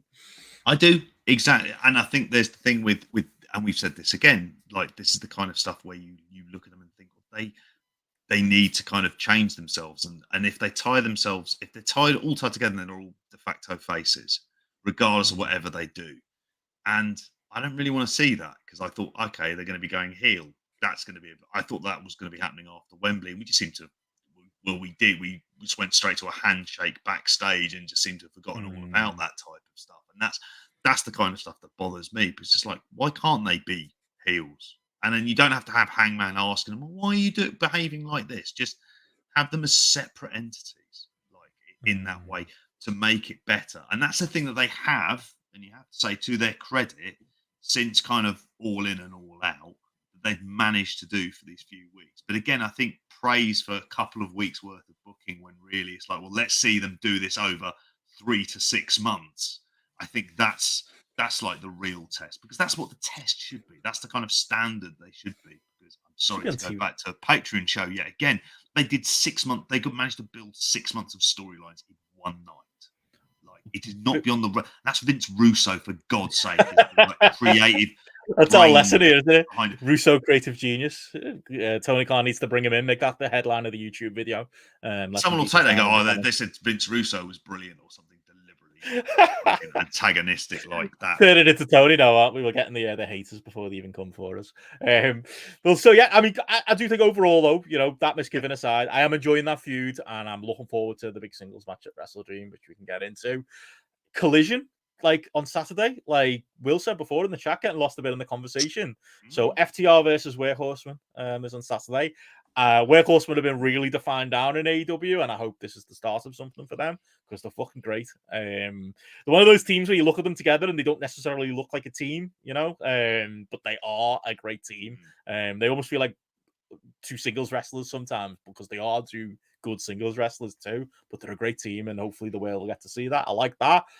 Danielson, Ricky Starks, got to talk a bit about that, both from Collision this past weekend and going forward. That's a positive. That's something they're doing well. Getting Big Bill more TV time is always going to be a winner in my household. And I do think, this Starks Big Bill thing's a bit weird. Like the manager's license thing is still this weird side story they did that I'm assuming would have been explained with the Punk feud, but is kind of now, oh well, they're together now, so cool. But yeah, Claudio's weird babyface heel placement aside, it was a good match on Collision. And yeah, I'm glad they're continuing down this road with the feud. I'm glad Starks is getting the better of Danielson, especially last week with the chokeout and stuff, and doing to Danielson what he did to him. this feels like in the build to WrestleDream, in the build to Collision this weekend, another big match for Ricky Starks, and I wouldn't be shocked if he goes over with it being a Texas. It's a Texas death match. This one on Saturday. I said WrestleDream because it feels like it almost should be a WrestleDream match, but that's the Zack Sabre Jr. match for Danielson. But overall, I've been enjoying this program, and I think it's a good little grounded program for Danielson, and it's been great for Starks, who has needed this Collision run, and despite the Punk flying the ointment, they're still kind of nailing it with him, and he's still a prominent part of TV, which is kind of all you can ask. I think that's it. I think this is all you can ask of them. Like, they've given him a good heater in Big Bill, it's a good visual, it's a good dynamic they have kind of between them. It's the kind of stuff you go, okay, that's good. Like you, I expect him to beat Danielson.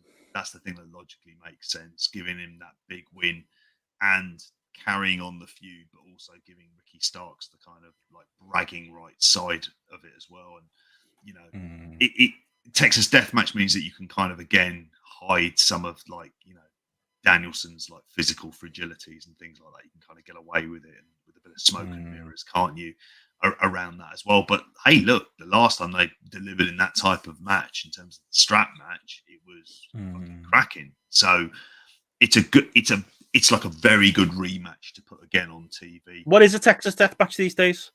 Hardcore match, isn't it? Isn't it always that give or take? I think with AEW, like, they do the standing 10 count, don't they? I think they might need to clarify these rules for us. They've called several things that, and so have other companies. I'll trust in Tony Khan on that one. I'm sure it'll be a traditional Texas death match. And yet, rounded out Collision, Jay White Andrade, like I said earlier, enjoy. Upper mid carders, feud with upper mid carders, good stuff. Jay White, another positive I should give them, as well as Kesh to stay in prominence, Ricky Stark staying prominent. Orange Cassidy's dropped off a little bit, but overall he's still on TV. Jay White is the other one coming out of that last pay-per-view cycle. Good promo. Keep him on TV. Oh, great stuff. I just love just chew scenery, those lads together. Like, anytime they're on screen, I'm half laughing, and it has got that ha-ha to it. And maybe there's a bit too much ha-ha in AEW. Dynamite last week being a good example. But like, Jay kind of brings it home, and he's so good as like the straight man with all the the idiots around him that it really works. And maybe one day he's going to have to go it alone to kind of maybe get that next level push as he hopefully continues to move up the card. But I fucking, for the time being, I love it. It's always great stuff. It's fun, and it's been like a kind of like one of those, like you mentioned about Ricky Starks in terms of the Collision success stories. This is one as well. I'm just looking at the guns. I'm just thinking, my God, like there was a time I just was like, no, I'm just prepared to just hate them, regardless of whatever it is. All in. And was it Colton who was with Billy, and he was just mini Billy? Come a long way. They really have come a long way, and they've got actual kind of credibility where you go, you can put the tag belts on them, and you can get away with it, and there's no kind of it doesn't feel like there's any irony to it, because they're just getting better and better working to the crowd. And the thing that we've always said about Jay White in terms of here's someone who's designed for kind of TV. Well, a lot of that comes to fruition. As we said earlier, this is the kind of feud that we want to see, upper mid-card stuff. Whereas previously, we might have seen Jay White versus Rob Van Dam, who's also there to... He's on Collision, isn't he? Because they're in Grand Rapids, Michigan, isn't it? That's why. And with Ibu WrestlePurst, who's been campaigning for Rob Van Dam to face Kenny Omega. There's something about that as a stylistic matchup I really like. Like, I don't know why. It just kind of like... And it would... To be honest, it would have to be like a Fire Pro game or like a an EWR where it's like peak 2000 year Rob Van Dam against maybe peak Kenny Omega from a couple of years ago. But there's something about that I like stylistic. I could see Kenny pulling something interesting out of Rob Van Dam. I don't think that's going to be the match, but I'd love it to be. It'd be a solid one. Speaking of that, the only other thing we haven't talked about, obviously WrestleDream coming up, Danielson, Zack Sabre, as we mentioned, FTR as the Open, Hangman Page, Swerve Strickland. We can prove that more close to the time, and Takeshita Kota Ibushi as the other one as well. So really strong stuff overall. Strong wrestling card, isn't it? That's the thing. You look at this and you go, actually, the thing about this is you guaranteed FTR's Aussie Open is going to be really good. You'd like to think, injury permitting, Danielson, Zack Sabre Jr. will be really good, and Page Swerve Strickland. I'm kind of into. I'm glad I'm glad they played on. I think it was on Collision, because they've been doing one positive. They've been doing on Collision a lot of video packages, a lot of like little supplementary things. Things are given weight and things matter. They haven't been forgotten about, after the Apple on Dynamite or whatever. And the other way around, you've seen a lot of Collision video packages there. I'm glad they included Zack Saber's promo about Danielson from the New Japan show. That just gives that a little bit more weight. So yeah, we'll see if they bring him in some more going forward. But yeah, if that's kind of it with AEW, big week coming up for them, obviously. So we'll see how that plays out in real life. But outside of that, what else we got? JP on we got to talk CMLL, weren't we? And that but we genuinely made a concerted effort. Alan Farrell raved about it. I saw a couple of other people raving about it. They've got this weird thing, haven't they, where you can get it on the YouTube, but there's a 2-day. No, maybe not. I think it's like a pay-per-view. Pay-per-view. There's a 2-day exclusivity. Yeah, so that's ended by tonight, because I was going to watch it tonight, but it's not on their YouTube Premium yet, which is the other way you can watch it, and it probably will by the end of the week. People who know more than I do about CML have said so, and somehow it's not on any torrent sites or anything So yeah, apparently it was good the anniversary show. I do think we should make time to talk about it at some point. Alan he gave 5 stars. Was it hair versus match? I haven't read too much on it, just heard good things and thought I'll go in a bit blind and get into that. Alan Farrell's been campaigning for you, JP, to switch from AAA to CMLL. So maybe that day will come. And I'm always game for Lucha because I'm fascinated by it. I'm just fascinated, because obviously he has so much of like the kind of cultural impact that's travelled genuinely globally and such a big thing for them as well. And the fact that CMLL are going to be in the UK as part of Fantastica Mania UK as well. So we're actually kind of getting that there. I think this weekend, isn't it? Yeah, this weekend as well, which is for them, it's really, really good. I kind of look at this as being like they seem to have got their ducks in a row. I think, as we said, we were previewing this on the weekend show. And while I'm not familiar with the kind of storylines and stuff, I was going, actually, I'm really looking forward to this coming out on the YouTube. So I'll subscribe to it just to give it a chance, see what it's like. And I'm expecting, in terms of the match quality, to be good, that it's going to have less of the fucking sheer zaniness that is, we laugh at, but we are laughing ironically at that, like Mariella Two Earns, Pena, and the rest of it, and the Mexican Army and stuff like that. Whereas CMLL is that kind of, feels more like the kind of spiritual home of Lucha Libre within Mexico. So I'm looking forward to seeing it and giving it a chance and saying, okay, let's see what they're doing, because they appear to have been on a run for certainly like a year or so. It's just that, again, they protect their kind of product. They make sure that, they don't keep it out the hands of dirty pirates like us.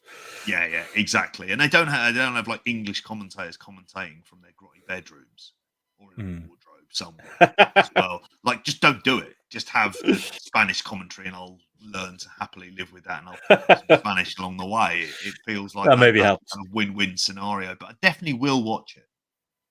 Yeah, I'll get there too, and it'd be a good primer for obviously the Rev Pro, CMLL shows that are coming up this weekend, as the chat are talking about there. But I know Alan was a little bit nonplussed with some of the matches there, mixing up the Lucha guys with some of those Brit Res guys, and I don't know. But there are a couple of Lucha versus Lucha matches and a couple of interesting ones. But we'll be previewing that fully on the weekend show on Friday. But it sounds like a great day, like just being at that the what's it called, the Taco something festival in Manchester.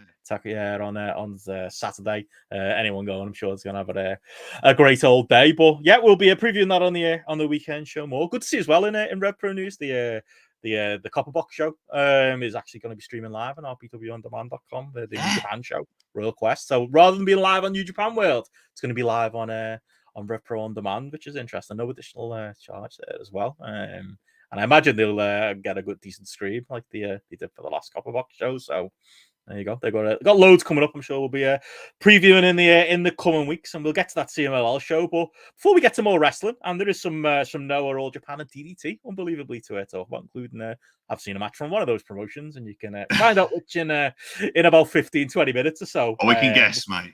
I know the match. It definitely is. Look, I've got great memories of all Japan. No, I'm a big DDT guy. No, okay, maybe Marufuji and Osprey might be the one I've got some thoughts on in a bit. So Marufuji live once, best in the world, ROH. Him and Kenta against Samoa Joe and Bryan Danielson. That was a real match that I saw it in with my eyes. A bit disappointing, to be honest. It wasn't great. It was all right. 4 stars, which was low for those lads in those days. Maybe 3.75, but maybe I'll revisit it at some point on another match, on another dealer's choice. But on that note, I want to talk a little bit about the Wrestlers, the new documentary on Netflix that JP's snuck into the lineup here, that I think was been kind of the talk of this week. This documentary, I never thought there'd be a day where Netflix would be piling money at I presume they might be getting some money out of this, maybe nothing, based on some of what you're seeing with the OVW business model. But OVW on Netflix is not a conversation I expected to have in 2023. It's getting good reviews as a documentary. I think JP will have a lot of stronger thoughts than me on the quality of it as a documentary. But like, for me, it's more the mere existence of it that's kind of the thing with this one. Like, your picture here, JP, from the OVW arena here in the video version. It's kind of a sad sack story, OVW, for me, because it's like they spend a lot of time on this documentary trying to sell themselves of like, we're the place that birthed John Cena and Batista and Randy Orton and Brock Lesnar. And it's like, yeah, in a completely different universe where, yes, it had the same initials, but it was WWE's developmental system. That's why you didn't pluck these wrestlers out of thin air. They weren't lads knocking around Ohio that Jim Cornette or Paul Heyman or whoever it was brought in, or like the documentary actually lists a lot of like the success stories. Punk's in there, because he obviously got to start in OVW. Big Show, the guy he'd only been in WCW as their world heavyweight champion before he came to WWE, but he's an OVW success story. But like, I feel like that OVW is the one you think of when the letters come out. But the OVW they are today, it's more akin with like Global Force Wrestling or NWA. We're talking that level. It's a very thin relation, I would say, to classic OVW. Not that they don't try with. It's got all the same branding, same logo. It's probably the same fucking ring. Pictures of Jim Cornette all over the place. But yeah, far cry from the OVW. I've got a couple of DVDs behind me of OVW. I have to dig them out of Punk's era in OVW in 2006. And like I say, that those glory years, JP.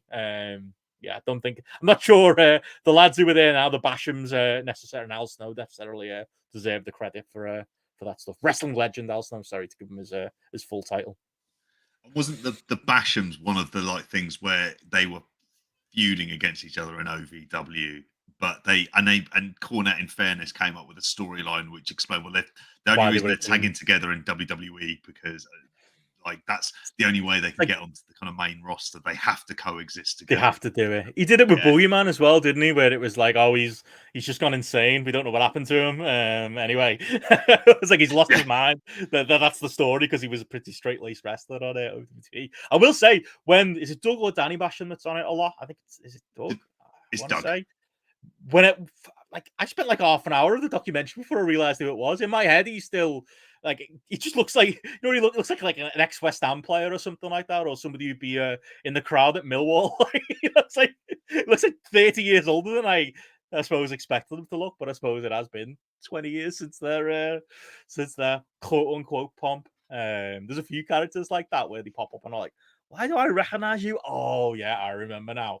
There's a few ghosts from the past there. Were you ever an OVW guy? Were you ever wanting to see the what's the slogan? The stars of tomorrow today? Was that ever a big draw for you, Jake? Tomorrow superstars today, I think. Oh, that's it. Yeah, tomorrow superstars today. What a fucking tagline. That's Cornette all over. Yeah. I think you've kind of hit upon it there in terms of OVW's kind of history, because, like you say, they signed up, like Lesnar was on big money in order to kind of get him straight from college, basically, because when Ross had signed him. So there's no way in hell they could have afforded him. And they're not picking him up around Kentucky. and No. they had those kind of benefits where they could lose money because WWE was putting the tab, and you have to say it worked in the sense of giving them regular like TV to be able to do, which Deep South, for example, just never seemed to be able to offer in the slightest. And now what you've got with this, and for those of you who haven't seen this as a show, is effectively it's a Kentucky indie that is trying to do the same stuff that they did when they had WWE being able to kind of pay for it, because you were going to do this stuff when you had Leviathan and Prototype and Randy Orton in there, as like, you know, very young Randy Orton. You could get away with that kind of stuff there. Whereas this, as a story, and I think this is the kind of success of it, is really as much as anything else. This is it's kind of about Kentucky, I think, as much as anything. It's like an area. It does that thing that all good documentaries should do, which is you kind of look at the general area and you get an idea of, well, this is where these people live. These are the kind of lives that they have. And this is the reason why they gravitate towards something like wrestling, because otherwise they're working what seem to be very kind of dead end jobs, like kind of they all work in the they all seem to work in the same Holiday Inn. Yeah. Why are they all working there? Like, imagine you went to the Holiday Inn. It's like you go to use the gym, and like Jesse Goddard is in there, like with his Holiday Inn uniform on. Remember him? Oh yeah, he's not in it all that much. I honestly I forgot he existed. I loved him. I thought him and Robbie E's attack. I love the bromance. That was very. They were tailor made for NXT. Like, I know, you know, Robbie E's ended up making it under his fake Tony Khan gimmick, but like, yeah, I thought he still got a decent look, but it's almost a bit. That's the thing. It's a bit sad seeing him there. Like, we can talk about its qualities as a documentary, because I actually think you're a bit higher on it than me, JP, just based on what I've seen you put in our chat. I hadn't seen it at the point you were asking if we've seen it. I watched I should say I've seen everything except the last 2 episodes. Watched it all last night, so that tells you something. You know, we were into it and we drawn into it, but I did find it a tough watch, at least for the first few episodes, because I don't know if did I really want to see the real life stories of people living in Ohio? Did I really want to see like it's all a bit grimy, it's all a bit depressing, it's all a bit like grey, like all these fucking people, like, you know, their lifeblood is OVW TV, and then you've got like, you know, I can understand why, because I'd seen completely split reviews. I'd seen people like you that were raving about it. I presume, I don't know if you've changed your mind now you've finished it, but like I saw people who hated it. I saw people who thought Al Snow came off terribly, and I've seen people who think Al Snow comes off great. I think it just depends on how far you get, because I think the first couple of episodes I found a tough watch, because I found just the general aesthetic. I was like, I really want to watch. It's making wrestling feel like this. Feels like The Wrestler, the movie, in a way. Like it's a little like, oh, it's not really covering this industry in much glory, watching like this tin pot company try to pretend it's important and talk about how it's the third tier of wrestling. Is it, lads? Is it really the third tier? Yeah. I mean, it's below MLW. Like, it's below Impact. It's below a lot of things. I think third tier is being very overly positive on it, and there is a lot of elements I felt like in the first couple episodes where they're trying to work, like wrestlers are basically cutting promos on each other and working what feel like their own little angles for the documentary. And I'm not sure I buy a lot of it. Al Snow, I don't think, comes off well in the first couple of episodes. I think he gets better and he opens up a bit more. And if anything, kind of becomes the good guy as you get to where I am in the season. Bearing in mind, I haven't finished the last couple yet. But I was put off by the first couple of episodes, JP. I didn't find any of these people likable, or the system likable, or really. It felt like wrestling carny people trying to carny documentary makers, but maybe there's a big turning point in there that we can, I don't know, maybe minor spoilers for it that comes that are, you know, maybe changes things.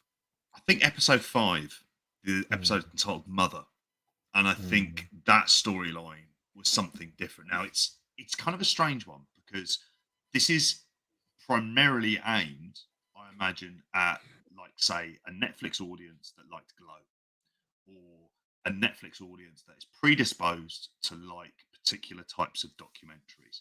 And so it fits very much easily into that, because it's very easily understood in its construction. And the fact that it's such a like kind of grimy indie is like, because they're in this ramshackle arena. I think the thing about it is it's very, very human. And I think that's the thing that ultimately ends up succeeding, is that because it goes deep into the weeds and it tells the story of these people who are, in a lot of cases, kind of struggling, for example. But this is their one outlet that they have. This is the thing where they can dream in some way, shape, or form that they're going to get noticed and picked up by a larger wrestling company. And then they'll go to make their career. And there's stories of it. And we mentioned Hollywood Hailey J, who kind of is the star to a degree in the relationship with her mum, Maria, like the amazing Maria, who, you know, they talk about the fact that she was in jail, and, you know, they end up having a mother-daughter match on one of the pay-per-views, which actually, I'm sure that if you watched it as a match, it probably isn't great in any way, shape, or form.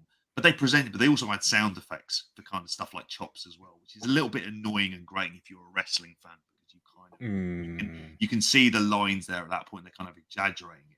But the overall story that Hailey J would be going in there, and it's like the whole story is her mum doesn't want to fight her at all. It's a good, logically, like, in terms of the storytelling, I was like, okay, I'm kind of really intrigued by this and the way that they've kind of booked it and put it together. Like, she's going to put her daughter through a bit of hurt, but ultimately she's going to kind of look after her as well at the same time. And they talk a lot about their relationship. And as I mentioned earlier on, like, the thing that I think is it's not about whether or not you like them, you believe them after a while. And I think in the first couple of episodes, you don't get it. But I also think as wrestling fans, we've got our guard up. We're being worked, we're being worked. And I think when it kind of came to the mother episode as possibly the turning point, I went, actually, this is really fucking good. And I made sure not to read any reviews. I didn't want to know what OVW state was in or who the push guy people were, because I just thought, no, I don't want to know that. I want to be able to watch this and then look at it afterwards and what is the state of play for them as well. And I think for OVW, this documentary is going to be a game changer for them, regardless. It doesn't need to be the biggest hit in the world on Netflix. It will generate enough people who've got interest to go, I'm going to go and see this because it's that thing that was on Netflix. And it's going to be a kind of easy sell. And I always look for things like this. I go, did Vicky like it? Yes, she did. She actually enjoyed it and was like, oh, okay, that's good. And I was saying to her, you know, because I'd seen on the bunch, it was like, Hollywood Hailey J's got a WWE tryout. And I was like, well, if she went to NXT, because you see stuff with her character there, it kind of works. Like, you can't argue with that.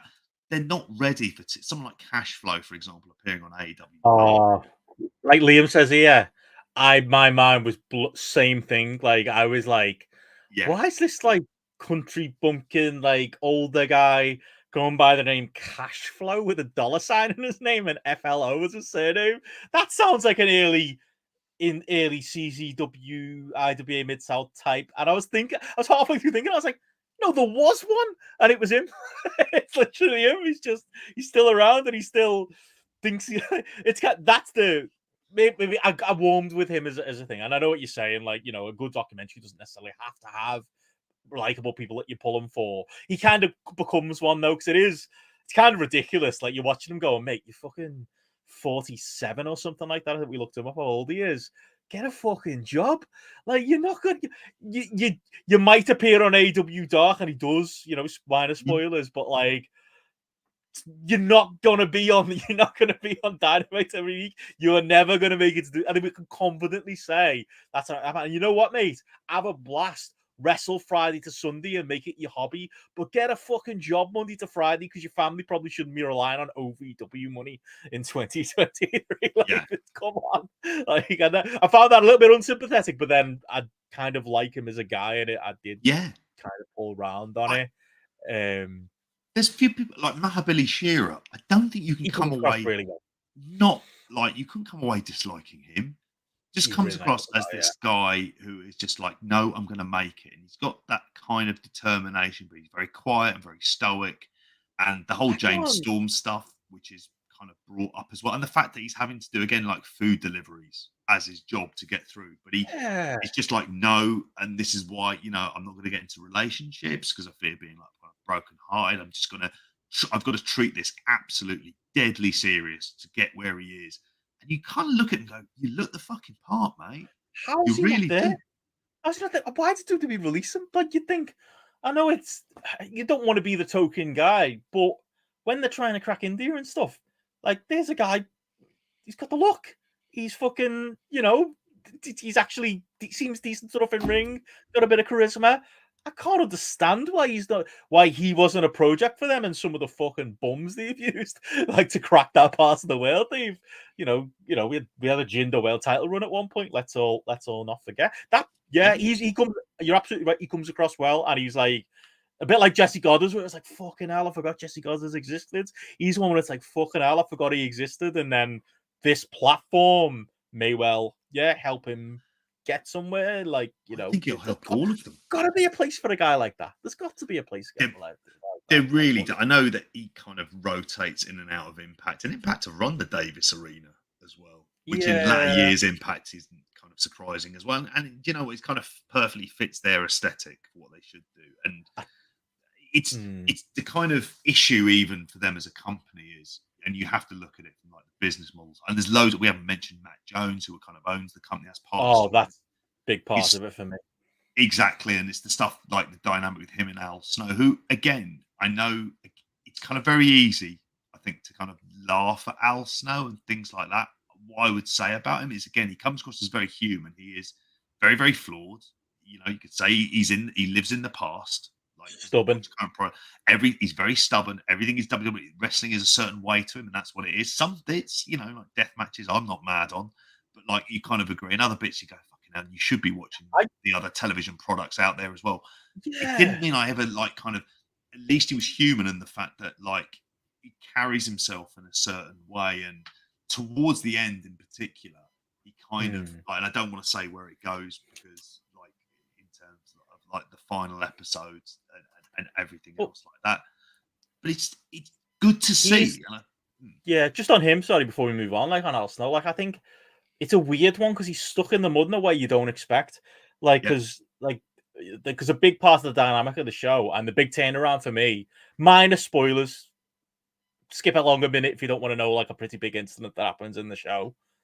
But like Matt Jones, who's presented as the villain of the show and is, you know, the money man and whatever, he has a medical incident that like kind of like, and they've spent fucking 4 episodes building him up as the world's worst villain, and then that happens, and it's like that. It feels horrible saying it, but that honestly sucked me more into the documentary, and it was like, oh, there's more dimensions to this character. He's going through more, and you know, you get into that in the later episodes. I found that dynamic, spoilers over, very, very compelling between the two of them, because I think it's very interesting. You would think Al Snow, old school wrestling head, based on the old school wrestling heads he reminds me of in Brit Res, he'd be like, yeah, let's just do live shows and make some money. Let's stop being marks. But he's the other way around. Matt Jones is like, we can do a summer's worth of live shows and actually make a profit. And Al Snow's like, no, what I want to do is sit in this TV studio and lose $6,000 a week because we're doing this fucking vanity TV show because I've got me stories to tell.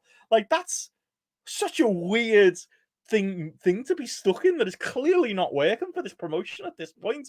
You know, there's a point where they're arguing, and this is where a lot of the clips have come from. Al Snow, you know, 1, being called a wrestling legend, but 2, talking about the James Storm thing and being like, you know, I guarantee you we'll get 60 extra seats sold for it because they're aiming for, 500 pay-per-view buys, and there's a fucking scene with which I thought was really, you know, illuminating, a phone call from Fight where they're like, 70, it was something like 69. 74, but 69 in the US. Yeah. 69 in the US, 1 in the UK, wasn't it? Or something like that. Like, who was that? If you're out there listening, tell us who paid for the James Storm OVW show. But like, that's so interesting that's what he's stuck in. This is the way he's always known. TV wrestling. Doesn't know Twitter. He doesn't know online promotion. But it's not even just that. He doesn't want to just do the fucking live shows that would keep this company in business. And as bad as like that Matt Jones and the other one come across in some ways, and he's a bit of seems like one of those out of touch rich guys who just probably shouldn't interact with people. We all know a lot of people like that in the wrestling industry. I think overall he's right. He's trying to run it like a business, and he's like, we probably can't lose $6,000 a week. It's probably not or a month or whatever the number is. It's not sustainable. You know, we've got to stop. Like, come on, see some sense, Al. He quite sensibly says about taping TV. and things like that. Yeah. He's like, well, that's a logical thing to do. Like WWE and AEW aren't above doing that. Like, come on, you're it's on OVW. Fight. Like, if you want to watch the live episodes, they're on there. I think they're up there for free. And don't get me wrong, after this, I am going to try and watch this OVW Hard Reset show because I'm genuinely curious as to what it does as much as anything else. But I think it is this the thing that they're trying to do is so ambitious and ridiculous. However, you like them and you want them to succeed. And like say about the Matt Jones guy, I think this is the overall point I was making earlier on. Like, they're very human. Like, they're neither all good, they're neither all bad. It's not simplistic in that way. They are flawed people, but at the same time, you think, I don't blame him for being that way because he's losing a fuckload of money on this. And yeah, he is successful in other areas with the bar that he had, the bar and grill place he has in his radio station. But he's losing a lot on this because they're running live TV, but not on cable TV, and they're not getting money for it as well. And it's like I say, so they can tell these stories. Whereas you look at Al Snow as the booker, and you think there are things that he's doing that he, like, in terms of being a leadership figure for there, he's kind of great at that. You can't like they all look up to him. You can see why.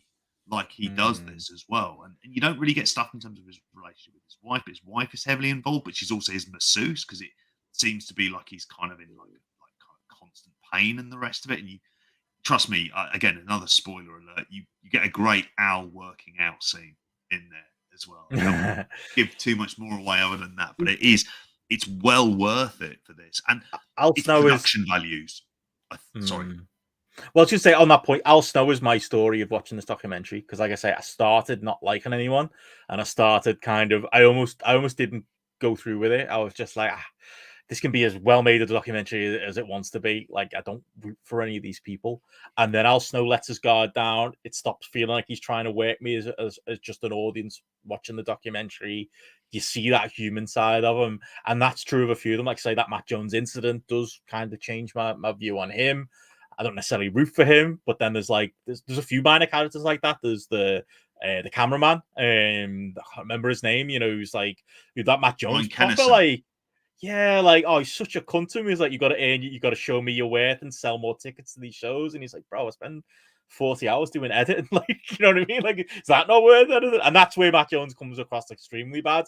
But you do root for him, for the cameraman. So that's that's a positive. I started kind of warming to him. You're right. Yeah, Shira, I absolutely kind of got into. I'm 50-50 on Haley J. I don't know. She's here and a mum felt like they were maybe working something a little bit, and I think they probably made the right call, binning off OVW for women in wrestling. But she's, as the star of it, I think she's a good character in that she does give you conflicting emotions where you're like, I kind of feel sorry for you, and then on the other hand, like, you're completely in your own way. She makes for like you just said, then, a 3-dimensional character that is somewhat compelling, if nothing else. And I'm looking forward to seeing how that arc ends. I don't know what happens after the run off to women in wrestling. Yeah, there's a moment where, and I didn't realize that WoW do this, but there's a bit where they do like the interview with the mum, and they go, "Well, actually, we want to know about you." So she gives the real name and tells a real story, or what you perceive it to be, and she delivers it in a way, and you're like, okay, this is like really great. So you can understand the reasons, the resentment that Haley J would have, and I think that's the thing. Like, she's quite damaged, and there's bits that like she talks to her in the episode about Mother, about her own story, and you're like, okay, and I think this is the way that almost like I look at how, like, well, what can wrestling do to grow? And you see enough of these reality shows, and you go, well, the problem is they've always got their guard up. You don't see entirely everything behind closed doors. Well, here you're seeing everything, like all of the discussions, like Netflix are holding all the cards here. Not like OVW can say, well, you can't have a look at this. It's like, no, this is Greg Whiteley, who made this series, made Last Chance U as well, like kind of very. Oh, did he? I didn't know that. I like that. So he made very, very adept at these kind of documentaries. And like, in terms of the highbrow critics, people who aren't wrestling fans, they really like this. Like, this is stuff that's actually, and even on IMDb, I think it's around 8.5. There's stuff for that. Like, if you stick with it, I guarantee, like, honestly, I'd say to everyone, you do, because by the end, you're like, actually, I want to see where these people go next, which is the key. So I think for them, for OVW, this is going to be a game changer. I would confidently say their next pay-per-view will hit 500 buys on Fight at the very, very least as well. And you look at things like AEW All Access and you go, if you're ever doing reality shows, this is kind of what you're going to have to do. This kind of access you're going to do, because that way people will actually care about the characters. Because I will say this, by the end, I cared. There's people in it who aren't in it as much, who I cared less about. There's people in it where you kind of look at the behavior, like you look at the relationship that Haley J has with her on-off boyfriend, Eric Darkstorm, who I didn't realize had wrestled in TNA. He's in there in a match there against the Naturals and stuff like that. And you're looking at this and you're thinking, this is like a very, first of all, it's got the production values you want, like you want and you expect in this day and age. It's not enthusiastic amateurs and people who are wrestling fans playing documentary film. It's a proper documentarian who is again, like, I think what you do is you find just over time they get very used to the cameras and they start to be themselves in a way that you don't see within wrestling, and that wrestling kind of needs to embrace. Because I think these are if you think of all the various kind of human stories that you hear about individual wrestlers, like if you had this kind of access to a Bryan Danielson in AEW, you think, well, look at the kind of magic you could get out of something like that. And it should be like, the reason I hope it's really good is it will be the kind of thing of, actually, this is what you need to do. You can get proper filmmakers interested in what it is you do. And no, do you know what? You're not going to come across as perfect, but it's all the better for it, because by the end, you're like, actually, these are people. And you often wonder, well, why do people go through all of the grief you have with wrestling just to wrestle in front of 100 people? And then you realize, you go, if you grow up in like one of the poorest states in the US, in Kentucky, and you're growing up in poor areas and you're working menial jobs, what the hell must this mean to you to feel like a star in any, even to the small level that this allows you to do? And that's what this kind of does. And it's very much like your Weekend Warriors and the like. But there's people on here who are going to get, that's why she's at the tryout at the Performance Center. It makes complete sense. In terms of other people who get signed, I'm not as convinced, but they'll get more bookings. They'll do good for this. And maybe, this is the other thing, does it mean that OVW kind of gets picked up? Is this something where they go, actually, do you have this as an ongoing like reality series of like this company that runs and exists? And here are the shows that you can watch alongside that you do. Because I won't lie, by the end of this series, I was like, I want to watch some OVW. And I can't remember saying that outside CM Punk and being on there, and from the era of OVW from Brent Albright, and the like. So I'm very, very high on this. I think this sets a very kind of high bar, and it took me completely by surprise, because I inevitably expect to be let down by wrestling documentaries in the way that, are they working us or is it bullshit? But I swear to God, like, and I say this as a media teacher, I was like, nah, I'm like, this is good. This is actually worthwhile by the end. So. Yeah.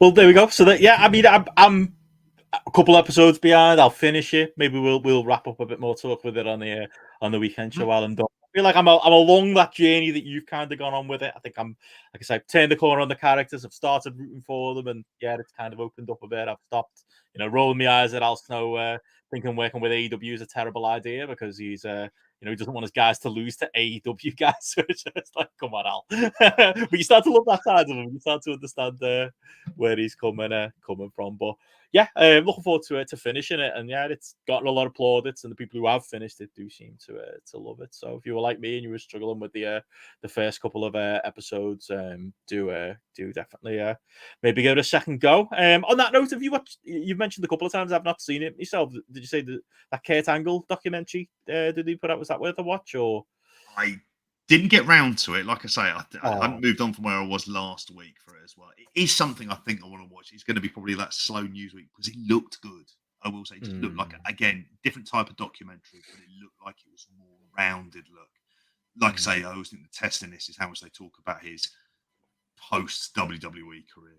If they mention stuff about the TNA run, and not just in some derogatory way, and they talk, it depends on the kind of level of what we're going to get for that. That's going to be like the kind of big hook for it. But from what I saw of it, it looked good. But hopefully at some point, whether it's here, whether it's on the weekend show at some stage, I'd like to at least get round to seeing it, because I feel I can get away with wrestling documentaries in this house now. There you go. That's what Wrestlers has won you. Apparently, Kurt Angle's on Joe Rogan this week. Wow. Okay, we'll see how that goes. I look forward to the clips on YouTube. Yeah, on that note, yeah, get into like a couple of bonus matches we probably watch from this week before we do get out of here.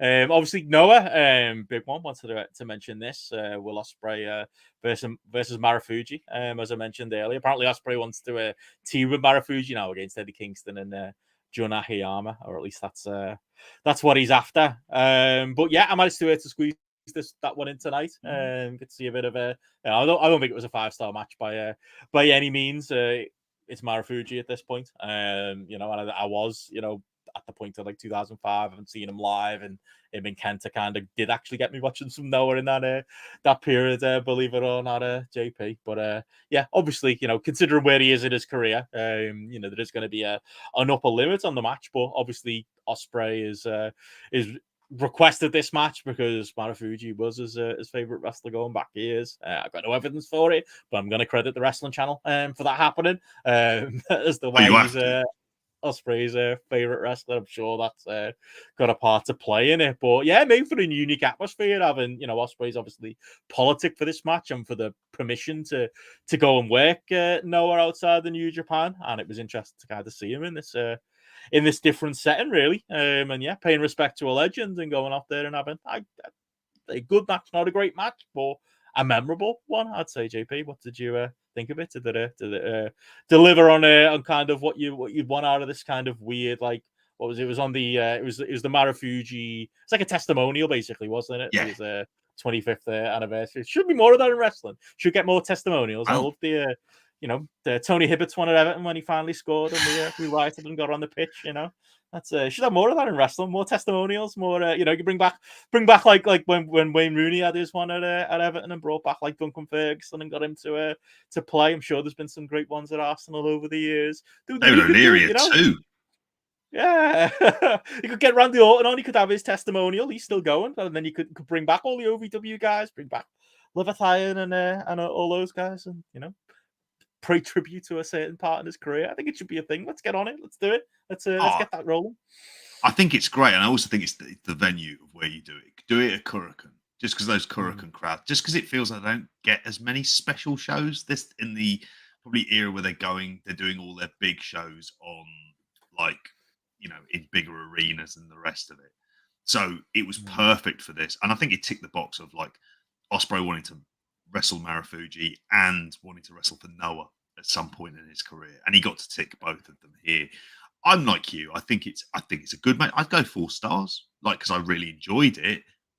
But it was what I expected, which was Will Ospreay doing his absolute utmost to get as good a match out of Marufuji as what you're going to get him in his kind of mid to late 40s at this stage, and that's what you had. And I thought it was he was very much kind of as a baby face and very, very respectful. And Ospreay has an aura in Japan, and I think it kind of works. You can't be denying that in any way, shape, or form. And I think it kind of worked for this, for what it was, in front of a crowd that was obviously predisposed. And it's not the only testimonial we'll speak. I'll speak about the other one. It won't be nearly as long. But I thought this was a good match. I thought there was some stuff that Marufuji was a bit more up for, for example, doing the sliced bread on the apron and stuff like that as well, and kicking out one when it's the Tiger Bomb from Ospreay as well, and stuff like that. There's some good moments in it, but it's not a great match. It's got a very high rating on Cage Match, which I would be like. Does it? Yeah, it's basically 4.5 stars. I wouldn't go that far. There was a couple of moments where you could see Marufuji was a bit off the pace. Yeah. There was the spot where I think Ospreay was going for the hidden blade, and he did his running knee thing or whatever you call it. He did that as a counter, but didn't quite get in position quick enough, and it just looked a bit awkward. And it was a good idea, but in execution, it was 15 years ago. Might have been the time to try and get that. And there was a couple of ropey moments like that, but yeah, I thought the finish sequence was really good. I suppose watching it I had some doubts. I was kind of just maybe I was just being too realistic. I was like, well, Ospreay's not coming from New Japan here to job. Although it's like I say, it's a testimonial, so it could have happened, but I didn't personally buy it. But they did a good job of doing like kind of like a bit of a big move spam at the end, last 5 minutes. I think nobody. I've said it a few times. Nobody is better than Ospreay. I think right now at that escalation of like the hidden blade and what's the other one he does, the double underhook. What you call it, that one. Stormbreaker, yeah, it's like that escalate. That's like we've gone from like the Oscutter to kind of, remember he did that was the stupid one when it was like at a Canadian Destroyer, but it was a DDT. He's had loads of finishes over the years, but he's gotten that like, well, this is my super finisher, and if a super finisher doesn't work, here's my super finisher, and it's the hidden blade, which you can hit from all angles, which is.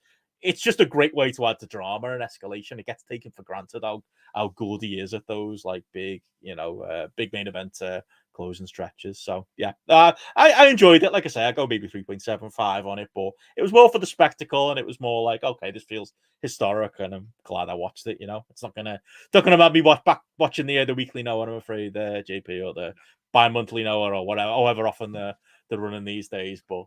Enjoyable, good presentation. Always strange to hear G-Man on the call. Made it feel a bit like it was a Brit-Res Indie show I was watching.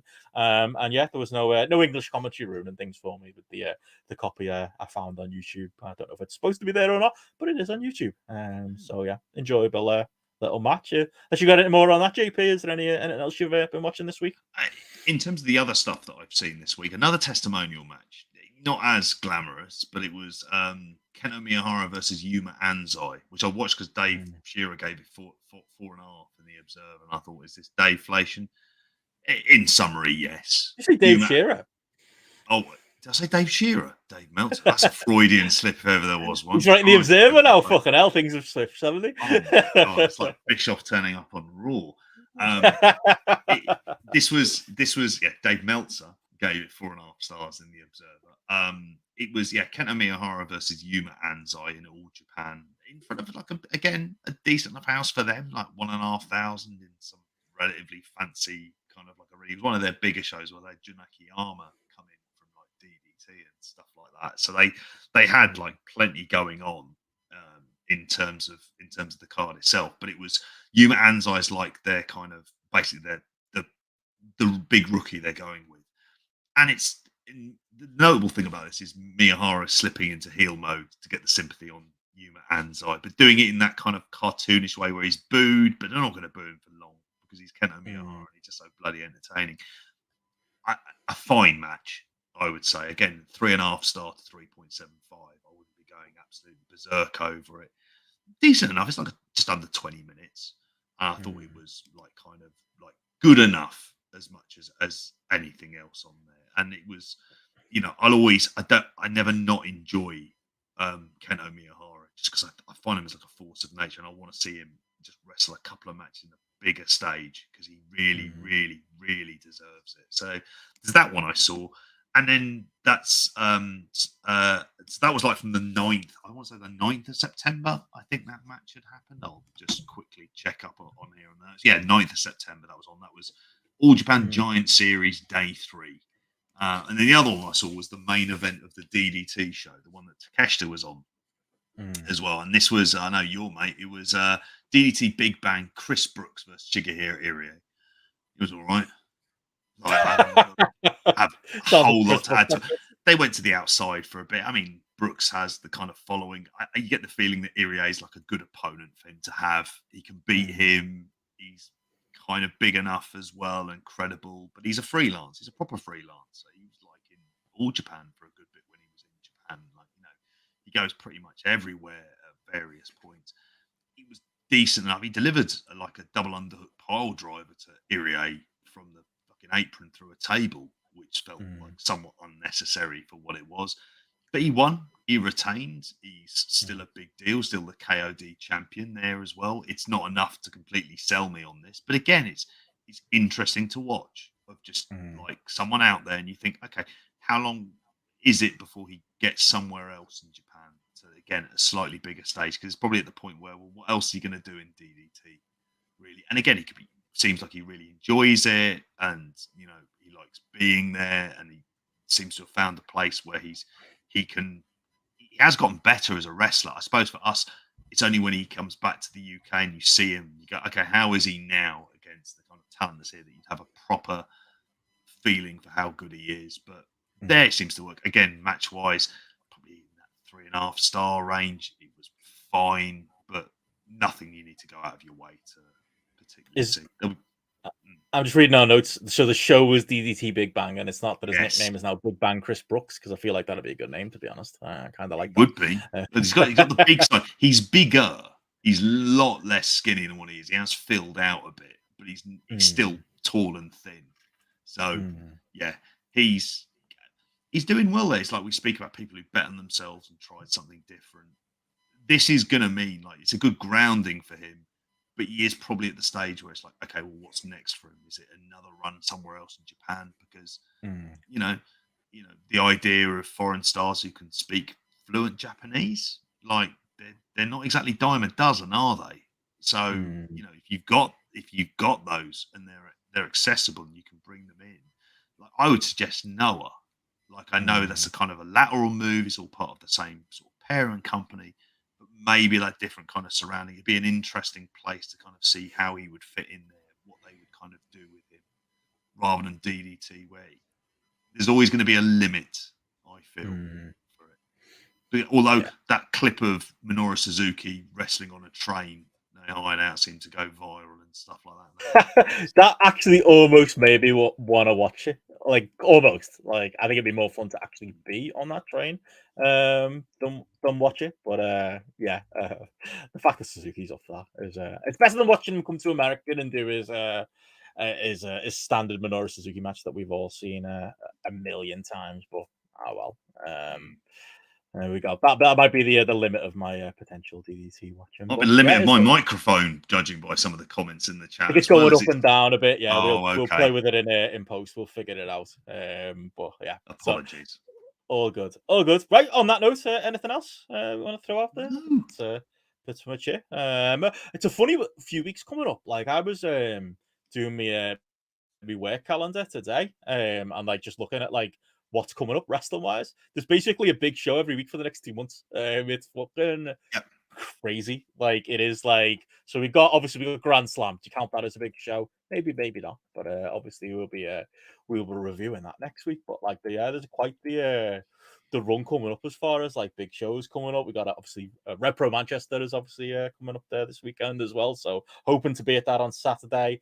WrestleDream is next Sunday. The week after that is Fastlane, big show to Matty. Then the week after that is New Japan at the Copper Box. We get a week off. Then there's Impact. This is a big one just for me personally. Impact in Coventry. Do you count that as a week off? I'm not sure. Then there's Crown Jewel the week after that. And then the week after Crown Jewel, we got Full Gear. And then the week after Full Gear, we got Survivor Series. It's like fucking with one break in the middle there, one there, dead week there, the week before Full Gear. That runs us into November, JP. So these weeks where we've been talking about not having enough to talk about, I think that's going to stop for the foreseeable. Coming thick and fast over the next few weeks. Yeah, you got some New Japan shows as well, haven't we? We've got a few of those like Destruction events and the like, and there's a Noah shows. There'll be stuff like that. I'll be keeping an eye on as well. And at some point, OVW Hard Reset. That'll be one that we kind of look forward to. But I might be. I'll have a good chance. I think I'll see you at one of those. The Coventry Impact shows. I'm thinking the Saturday. I think is the day we're going to do. We were looking at that Newcastle date on the Friday, but then we found out from people who know a bit more, there's not really a Saturday. By the way, someone's just you just said there in the chat, Bound for Glory is the 21st. So there you go. That's the week between the Copper Box and that Impact show. So there you go. Double Impact over 2 weeks. 2 big shows coming up. Back to 3 hour plus shows. We'll see, Simon. We'll see. Looks that way, doesn't it? It does. So yeah, enjoy your time off, folks. If you've enjoyed these more wide-ranging spotlights over the last couple of weeks. But yeah, past that, anything else to plug, JP? Patreon.com/grapple. Yep. Lots coming up as we talked about the top of the show. Yes, if you haven't listened to it already, the story of Deadly Game, have a listen to that on the Patreon as well, and obviously upcoming Sean the Cunt Years. Well, that's the title that I'm hoping we can somehow fit into it if Spotify will allow us to. That's coming up. Looking forward to recording that that should be a hell of a lot of fun for that. But there's no way in fuck am I watching that Iron Man match ever again. It's my idea, and I'm not watching it. I don't think if Gareth does, he's a sick man. But yeah, I'll put the full playlist is up on the Discord. I'll put it on the Patreon. I'll put it in the comments for this show as well. 461 minutes it comes to if you watch the Sicko edit. I don't expect anybody to do that, and a lot of that is because of the Iron Man match. Couple of 2 hours, maybe 3.5 if you add the backstage promos and stuff. That's enough homework for everyone. But yeah, there we go. That's it for another spotlight this week. Like I say, as always, video version be on the YouTube tomorrow if you want to watch this back and you've already listened to it. But yeah, patreon.com/grapple to watch us live every single. Usually Monday night, but it's been Tuesday for a while. We'll see where we end up next. During Dealer's Choice month. Yeah, it's been harder to get stuff in, hasn't it? And obviously we've both got a lot going on as well. So I think next week's going to be a Monday show. It's got to be away later on that week, hasn't it? To behind the curtain, but there we go. Anyway, go forth, folks. Thank you, patrons, for tuning in live. Thank you, everyone who's watching on the YouTube replay, and thank you those who tuned in on the audio. Thank you to Carl Gack, Robert Brocky, Conor Laughlin, Eddie Sideburns, Chris Pratt, Simon Gunn, and Simon Mulvaney for keeping the lights on as Kings of the Mountain. Thank you for the rest of the patrons, and we will catch you all for Spotlight once again, probably next Monday. Good night, all. Bye. See you.